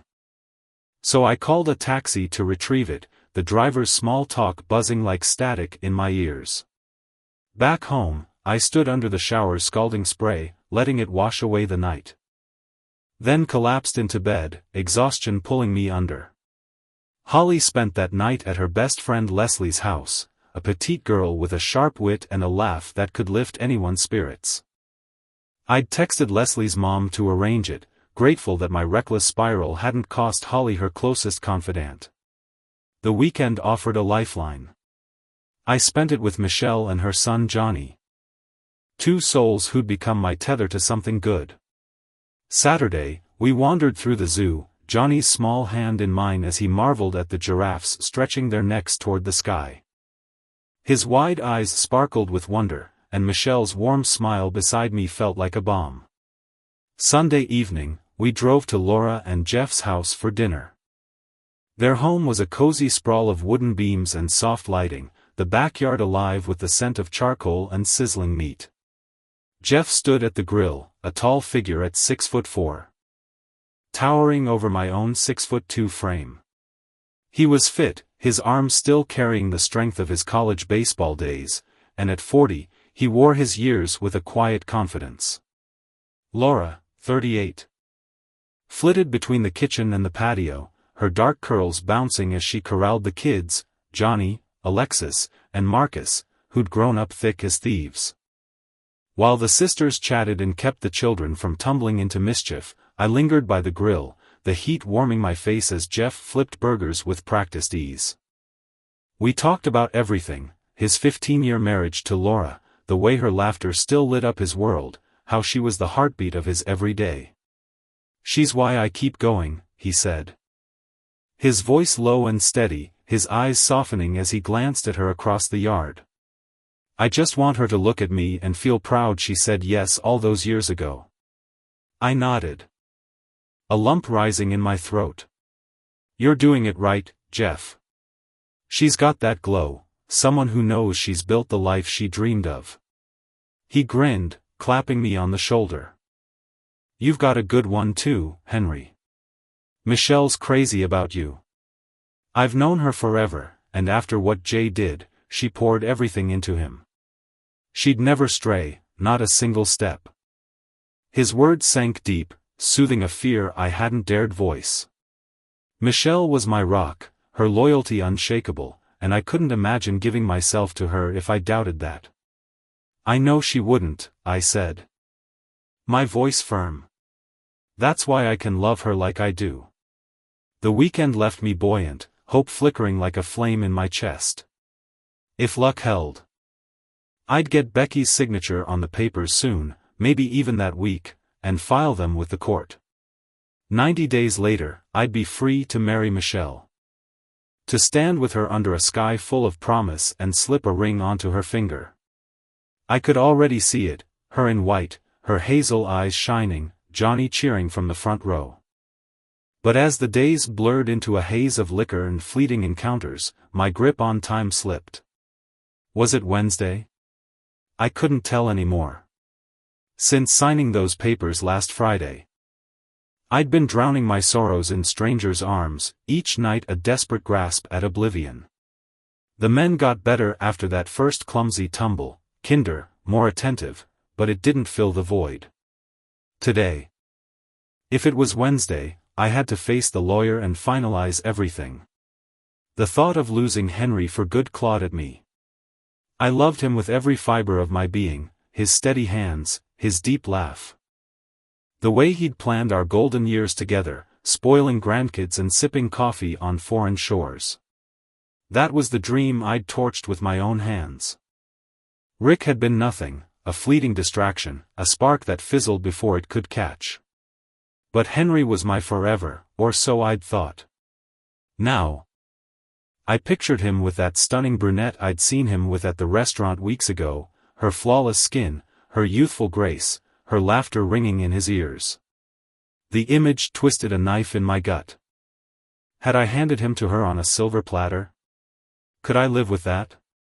I drove to my lawyer's office, the city a gray blur outside my window, and we met Henry's attorney together. I'd hoped to see him there, to catch a glimpse of those familiar blue eyes, but the room was cold and empty of him. My lawyer slid the papers across the table. And my breath caught. They were already signed, his bold signature scrawled weeks ago. He'd been ready to let me go long before I'd accepted it. Defeated, I let my lawyer review everything. Her voice a distant hum as she confirmed it was in order. I signed, my hand steady despite the tremor in my heart, and left the office alone. That evening, I ate dinner in silence. The clink of my fork against the plate deafening in the empty house. Holly was gone again, probably at Leslie's, avoiding the wreckage of me. Later, I returned to the club. The neon lights buzzing like a siren's call. I found a table with 3 guys, young, cocky, their grins sharp-edged, and leaned in close. "I've got a once-in-a-lifetime offer," I purred. My voice steady despite the sober clarity in my mind. "Pay for a hotel room, and I'm yours for the night." They didn't hesitate, and we left the bar in a rush, their excitement palpable. It wasn't about desire, it was penance, a way to punish myself for the mess I'd made. The divorce was signed, 30 days of the 90-day wait already gone. My love for Michelle and Johnny had deepened into something unbreakable. Johnny called me Daddy now, his small voice wrapping around my heart. And Michelle and Laura were dreaming up a wedding bursting with roses and music. I'd proposed the day after Becky signed, dropping to one knee in her living room, the ring trembling in my hand. I couldn't wait another second to claim her as mine. Holly, though, remained a jagged edge in my happiness. Becky had done what she thought she had to, chasing her own fleeting thrills. And I understood her selfishness, even if it stung. But Holly? She gained nothing tangible from it, just a mother who might smile more, a hollow victory. It cut deeper that she seemed to revel in my humiliation, her teenage defiance masking something I couldn't reach. Maybe she saw her mother's affair as inevitable, even normal. A twisted lens on love I couldn't untwist. To me, she was another casualty of Becky's choices, but her quiet joy in my pain drove a wedge between us. With Michelle's daughter, Joni, I saw a chance to rewrite the story, to be the father I hadn't been when Holly was small, when work stole me away and I left her raising to Becky. We'd had our moments, kicking a soccer ball in the backyard, spiking a volleyball over a makeshift net, but I'd never sat her down to talk about love, trust, or what marriage should mean. I'd taught her to be tough, to push through, but the softer lessons? Those I'd entrusted to Becky, and that trust had crumbled. Now, with the divorce barreling toward its end, I marked the days on my calendar, each a step closer to freedom, and to Michelle. Becky, meanwhile, sat alone in her unraveling world, a glass of wine trembling in her hand. She'd had it all, my devotion, Holly's love, her secret lovers, and her arrogance had razed it to the ground. She hadn't spoken to me since her trip to Hawaii, save for that outburst at the restaurant. Her voice sharp with desperation. Did she know about Michelle? Was I serious with her, or just numbing the pain? Was my career, my steady rise at the firm, still intact? Or had her chaos bled into that too? She'd meant it to be harmless, a fling to scratch an itch, but it had gutted everything. Holly had cheered her on, oblivious to the fallout. And Becky had been foolish enough to flaunt it. Now, she faced the wreckage alone, searching for solace in strangers' arms, each night a fleeting shield against the grief. For me, the finish line was in sight. The divorce would finalize in days, and 3 weeks later, I'd marry Michelle in a ceremony alive with flowers and promise. That morning, she and Laura had taken the kids shopping while I scrubbed my apartment, purging the last traces of my old life. Michelle's lease had lapsed, shifting to month. And though mine had months left, we'd bought a house nearby, close enough for Joni to stay in her school, a small mercy. Next week, we'd close on my place. And every night already belonged to Michelle, hers when Joni was with us, mine when she wasn't. She insisted we wait until the wedding to move in fully, a sweet stubbornness I couldn't argue with. Money wasn't tight, so I let her have it, cherishing the anticipation. A text pinged, Michelle was on her way back, a smiley face lighting up my screen. I left the door unlocked, as always, expecting her familiar footsteps. But when the knock came, sharp and unexpected, I froze. A game, maybe? Grinning, I swung the door open, and there stood Holly, her hazel eyes wide. Her expression a tangle of defiance and uncertainty. "Hello, Daddy," she said, and the world tilted beneath my feet. We stared at each other, the threshold a chasm, until she shifted, breaking the spell. I stepped back, mute, and let her in, her presence a storm I wasn't ready to weather. As I stood in the dimly lit room, my gaze darted toward the empty hallway stretching out beyond the door. The silence of the house pressed against me, heavy and unbroken, until I gently pushed the door shut with a soft click. Turning around, I faced my daughter, Holly, for the first time in nearly 3 months. The sight of her hit me like a quiet storm, her familiar features softened by time, yet shadowed with something new. Her eyes glistened, brimming with unshed tears she fought to conceal, and her trembling lips betrayed the effort it took to hold herself together. My chest tightened at the sight, a mix of frustration and reluctant tenderness stirring within me. "What are you doing here, Holly?" My voice came out firm, edged with a sternness I couldn't quite soften. "I thought I'd made it crystal clear, I didn't want to hear from you after what you said." The memory of our last conversation lingered bitterly, her sharp words cutting deeper than I'd ever admitted aloud. Holly's shoulders slumped slightly, but she lifted her chin, her voice quivering with a desperate sincerity. "I made a mistake, Dad. I need to talk to you, just this once. And if, after this, you still don't want to see me, I swear I'll leave you alone. I won't bother you again." Her plea hung in the air, fragile and raw, tugging at something buried beneath my resolve. I studied her for a long moment, weighing her words against the wall I'd built between us. Finally, I sighed, relenting just enough to keep the conversation alive. "Fine, Holly. I'll listen. But first, tell me, how did you even find out where I live?" My tone was clipped, curiosity warring with suspicion as I crossed my arms. She hesitated, then took a shaky breath. "It was Michelle, your girlfriend. She called me a few days ago. She told me you two were getting married soon and said it was time for us to sort things out, to talk about what happened between us." Holly's eyes searched mine, gauging my reaction. "Is that true? Are you really getting married? I hope you're not upset with her for reaching out. She also mentioned I'd have a little sister soon."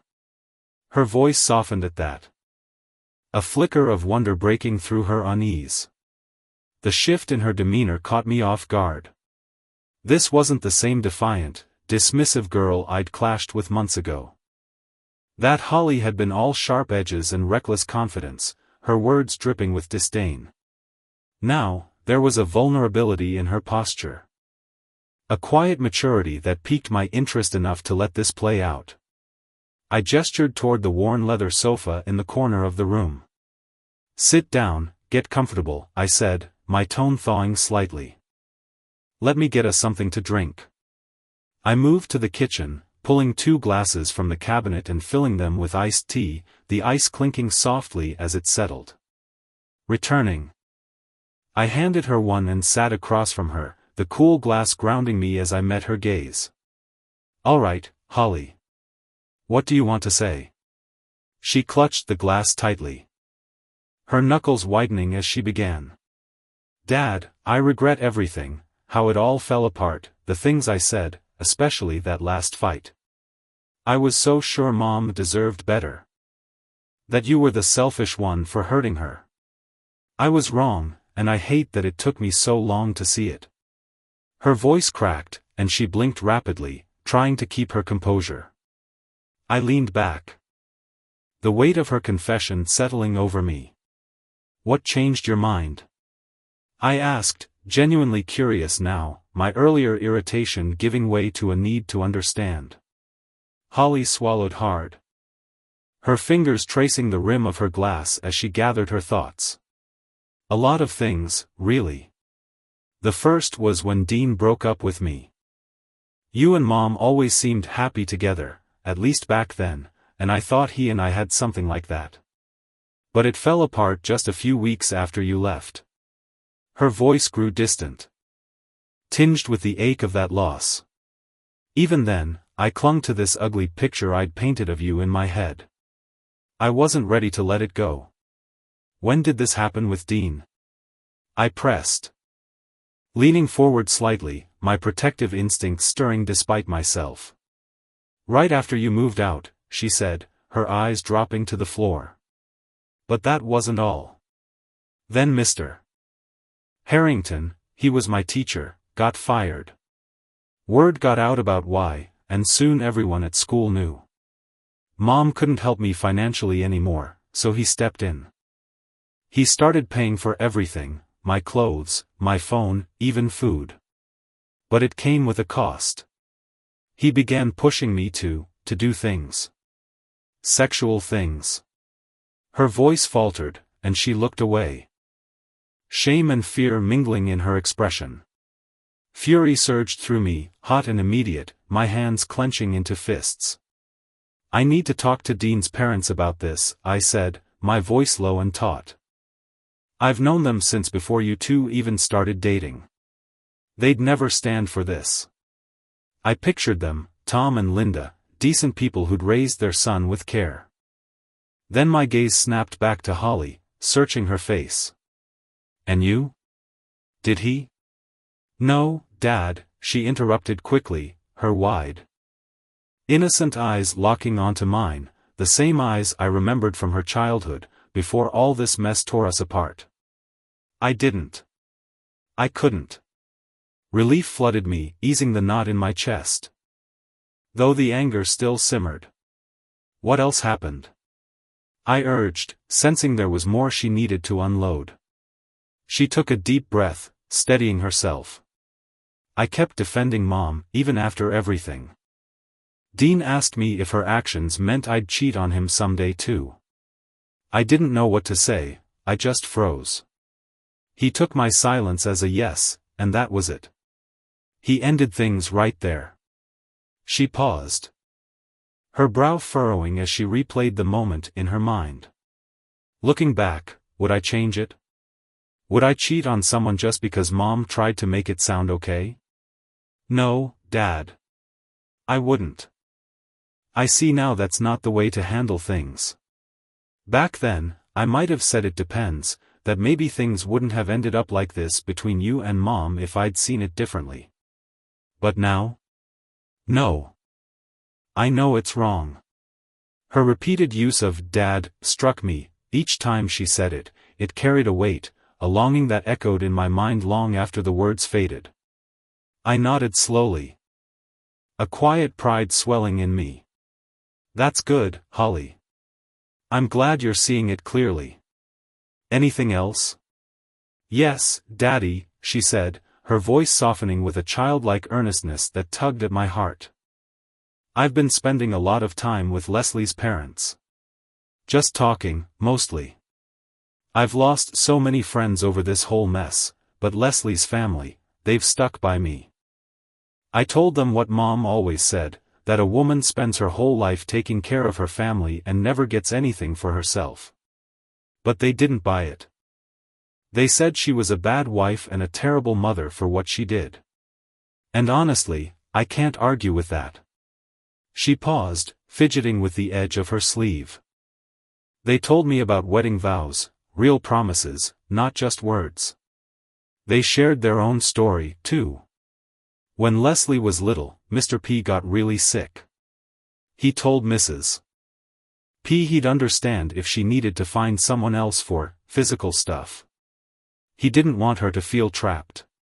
But she was furious, practically wanted to slap him for even suggesting it. She asked what kind of wife he thought she was, to be so selfish when he needed her most. It wasn't about him not wanting her, he just couldn't. That's what those vows mean, sticking by each other. No matter what. She never even considered stepping out on him. It made me realize Mom only cared about herself when she cheated. Just because you took care of us didn't give her the right to be with someone else. Holly's words sank in, stirring old memories of my own marriage. You know, Holly, I began. My voice low and reflective, years ago, before you were born, and even when you were little, I had a stronger drive than your mom did. But I never pressured her. We waited until she was ready. By her logic, I could have gone looking for someone else when she wasn't in the mood. Do you think she'd have been fine with that? Holly's eyes widened as she considered it. Then she shook her head firmly. No way, Daddy. She'd have left you in a heartbeat, and I'd get why. I'm so sorry I took her side without thinking it through. If I'd stopped to really look at it, I'd have known she was wrong. I got caught up in her excitement, in the thrill of our little secret. I messed up. Tears spilled over now, tracing silent paths down her cheeks. I reached for a napkin from the coffee table, handing it to her before pulling her into my arms. She melted into the embrace, her sobs muffled against my shoulder. I forgive you, baby, I murmured, resting my chin on her head. Really? Really, I assured her, feeling the tension in her frame ease. I needed you to figure this out on your own. If I'd tried to force it, you'd have just turned against me harder, and your mom would have fueled that fire. You had to see right from wrong for yourself. I'm proud you did. She pulled back slightly, wiping her eyes with the napkin. Does this mean you'll let me back into your life, Dad? Of course, honey, I said, a smile breaking through the weight of the moment.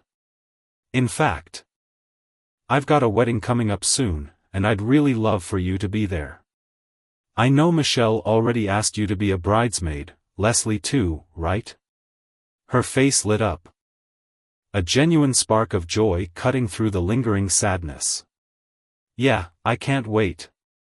I chuckled, thinking of Michelle, her cleverness, her unwavering support. She'd known exactly how to nudge this reconciliation along without overstepping, and it was just one more reason I adored her. But then I noticed a shadow flicker across Holly's expression. A hesitation that hadn't been there a moment ago. What's wrong, honey? Is there something else on your mind? She bit her lip, her fingers twisting the napkin nervously. It's hard to say, Dad. I don't want to sound selfish, but just spit it out, Holly, I encouraged gently. We'll work through it together. Dad, can I live with you and Michelle? The question hit me like a quiet thunderclap. My first thought was money. After the divorce, I'd only given Becky enough for essentials, keeping my own finances tight. Maybe Holly was tired of scraping by. If it's about money, your mom will have more soon. I'll increase the alimony and child support. No, Dad, it's not that, she cut in, her voice trembling with urgency. She looked down, her hands fidgeting in her lap, and I realized this ran deeper than I'd guessed. Holly, what's going on? Why do you want to leave your mom? She took a shaky breath, her words spilling out in a rush. She's not herself anymore, Dad. She's always drunk, or close to it. Half the time, she doesn't come home until morning, and when she does, some creepy guy drops her off. Mrs. Malone from next door has to drive her to pick up her car later. It's a mess. Anger flared in me again.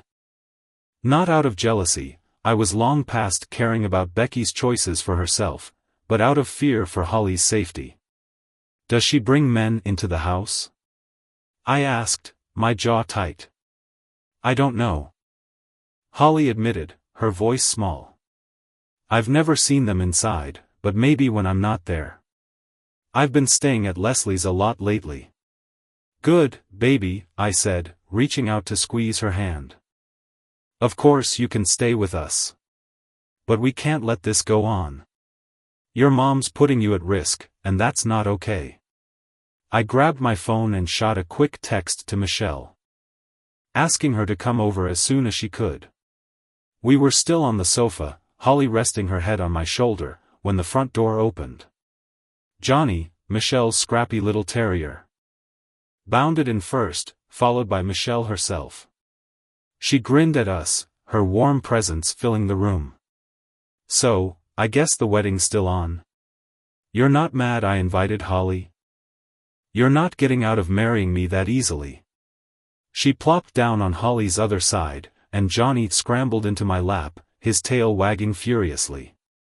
Honey, we've got a problem, I said, my tone sobering as I filled her in on Becky's spiral, her drinking, the strange men, the neglect. Becky was clearly unraveling, and despite everything, she was still Holly's mother. She'd given me good years once, too. Michelle listened intently, her hand resting on Holly's knee in quiet support. Do what you need to, babe, she said when I finished. It's important. Want me to come with you? I shook my head. It might make things worse. I'll handle it. Stay here with Holly. I stood, brushing Johnny's fur off my jeans, and grabbed my keys. The drive to my old house felt surreal, the first time I'd been back since the day I'd walked away. The grass was patchy and dry, but the place still looked intact. Becky's car sat in the driveway. No unfamiliar vehicles in sight, which I took as a cautious good sign. I rang the bell, the sound echoing faintly through the house. When the door creaked open, I barely recognized the woman standing there.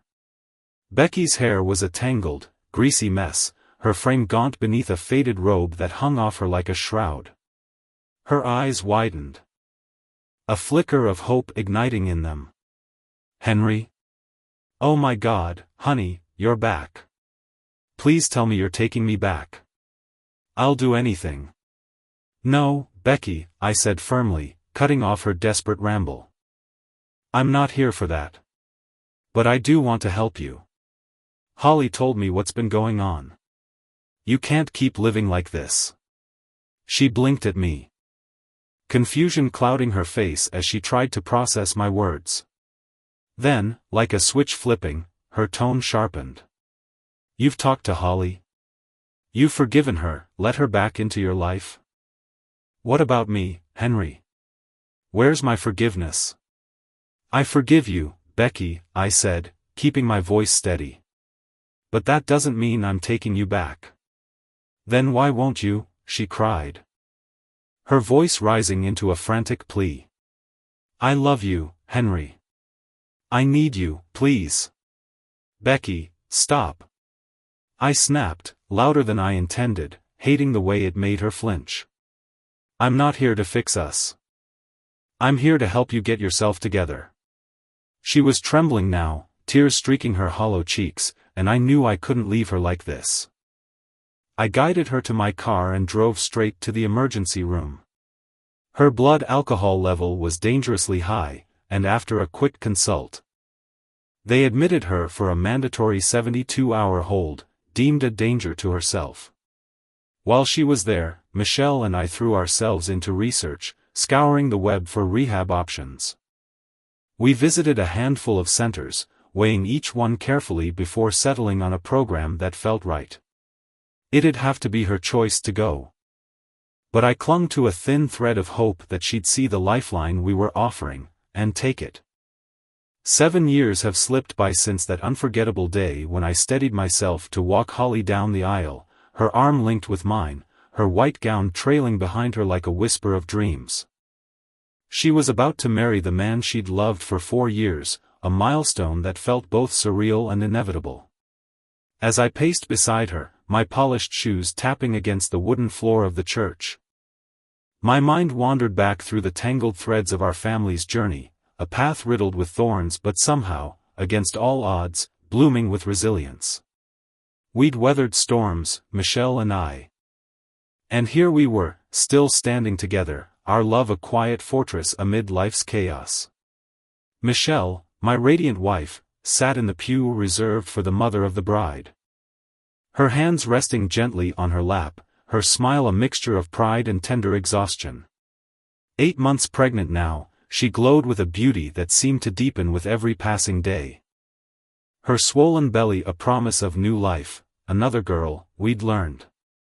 We hadn't settled on a name yet, though Michelle often tilted her head thoughtfully and mused about naming her after Aunt Laurie. A woman whose laughter could fill a room and whose strength had steadied us through darker times.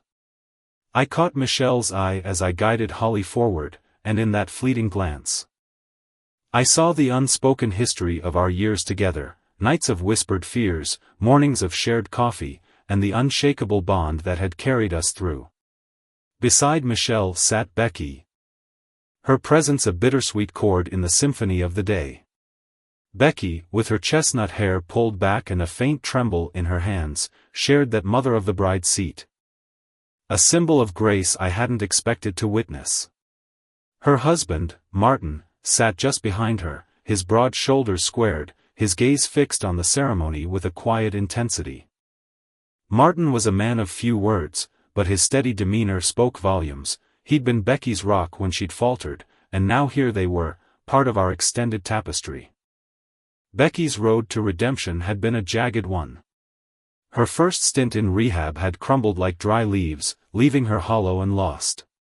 It wasn't until her body betrayed her, illnesses piling up, fainting spells that left her crumpled on the floor, that she'd clawed her way back to herself.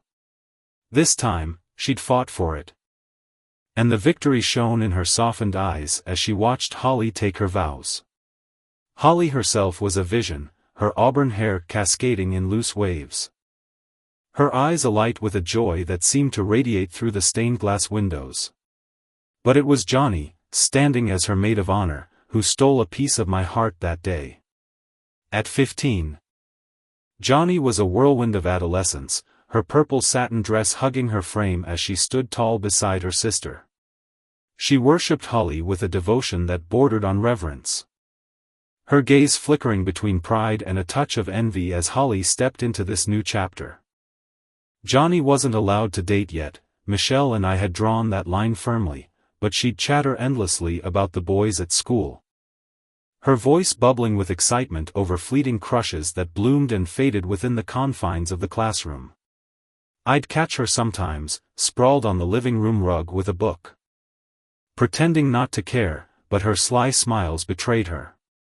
Then there was Amelia, our 5-year-old Spitfire, who trailed after Johnny like a shadow stitched to her heels.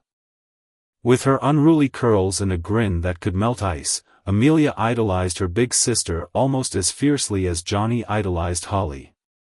She was on the cusp of starting school. A milestone that filled her with equal parts thrill and terror. Thanks to Johnny's patient bedtime stories, Amelia had already begun piecing together simple words. Her tiny voice stumbling over cat and dog with a determination that made my chest ache. She'd fling herself onto my lap some evenings, clutching a dog-eared picture book, demanding I listen as she read to me, her imagination filling in the gaps where her skills faltered. And little Tamara, 3 years old and a bundle of ceaseless energy, was a force of nature in her own right. She'd dart through the house like a wild thing, her laughter echoing off the walls one moment, only to collapse in a heap on the sofa the next. Her breathing soft and steady as sleep claimed her. Every night, I'd scoop her up in my arms, her small body limp against my chest, and carry her to her crib. Her curls would spill across the pillow. And I'd linger there, brushing a kiss against her forehead, marveling at how something so restless could look so peaceful in repose. That evening, as I laid her down after the wedding, I felt the weight of the day settle over me, a good weight, warm and grounding. The church buzzed with murmurs and soft music as Holly reached the altar, her groom's face breaking into a grin that mirrored her own. I stepped back, my role complete, and found my place beside Michelle. My hand found hers, our fingers intertwining as we watched our daughter pledge her life to another. But my thoughts drifted, unbidden, to Becky, the Becky I'd married all those years ago. The woman I'd once pictured growing old with. We'd dreamed of a sprawling home filled with the clamor of grandchildren, of 50 years strung together like pearls. That vision had shattered. Splintered by infidelity and choices neither of us could undo. For a moment, I let myself miss her, not the Becky sitting here now, but the one I'd lost to time and circumstance. Yet, as the vows echoed through the sanctuary, I felt the sting of that loss ease. Life hadn't unfolded as I'd planned, but it had woven something else, something unexpected and rich. Becky and I were friends now, our wounds softened by forgiveness and the passage of years. Once every month or two, we'd gather with her and Martin, maybe at their cozy patio table or our cluttered kitchen, sharing stories, laughter, and the occasional glass of wine. It wasn't the golden anniversary I'd envisioned. But it was a good life, stitched together with threads of grace and grit. The ceremony ended with applause, and as Holly and her new husband turned to face us, hand in hand, I squeezed Michelle's fingers a little tighter. Our family, messy, sprawling, and fiercely alive, stretched before me, Johnny beaming in her purple dress, Amelia tugging at my sleeve with a question about cake, Tamara stirring awake in the pew behind us, and Michelle, radiant and round with our next chapter. Another girl, another name to choose. Another thread in this tapestry we'd somehow woven through the years. It wasn't perfect, but it was ours, and that, I thought as the organ swelled and the room erupted in cheers, was more than enough.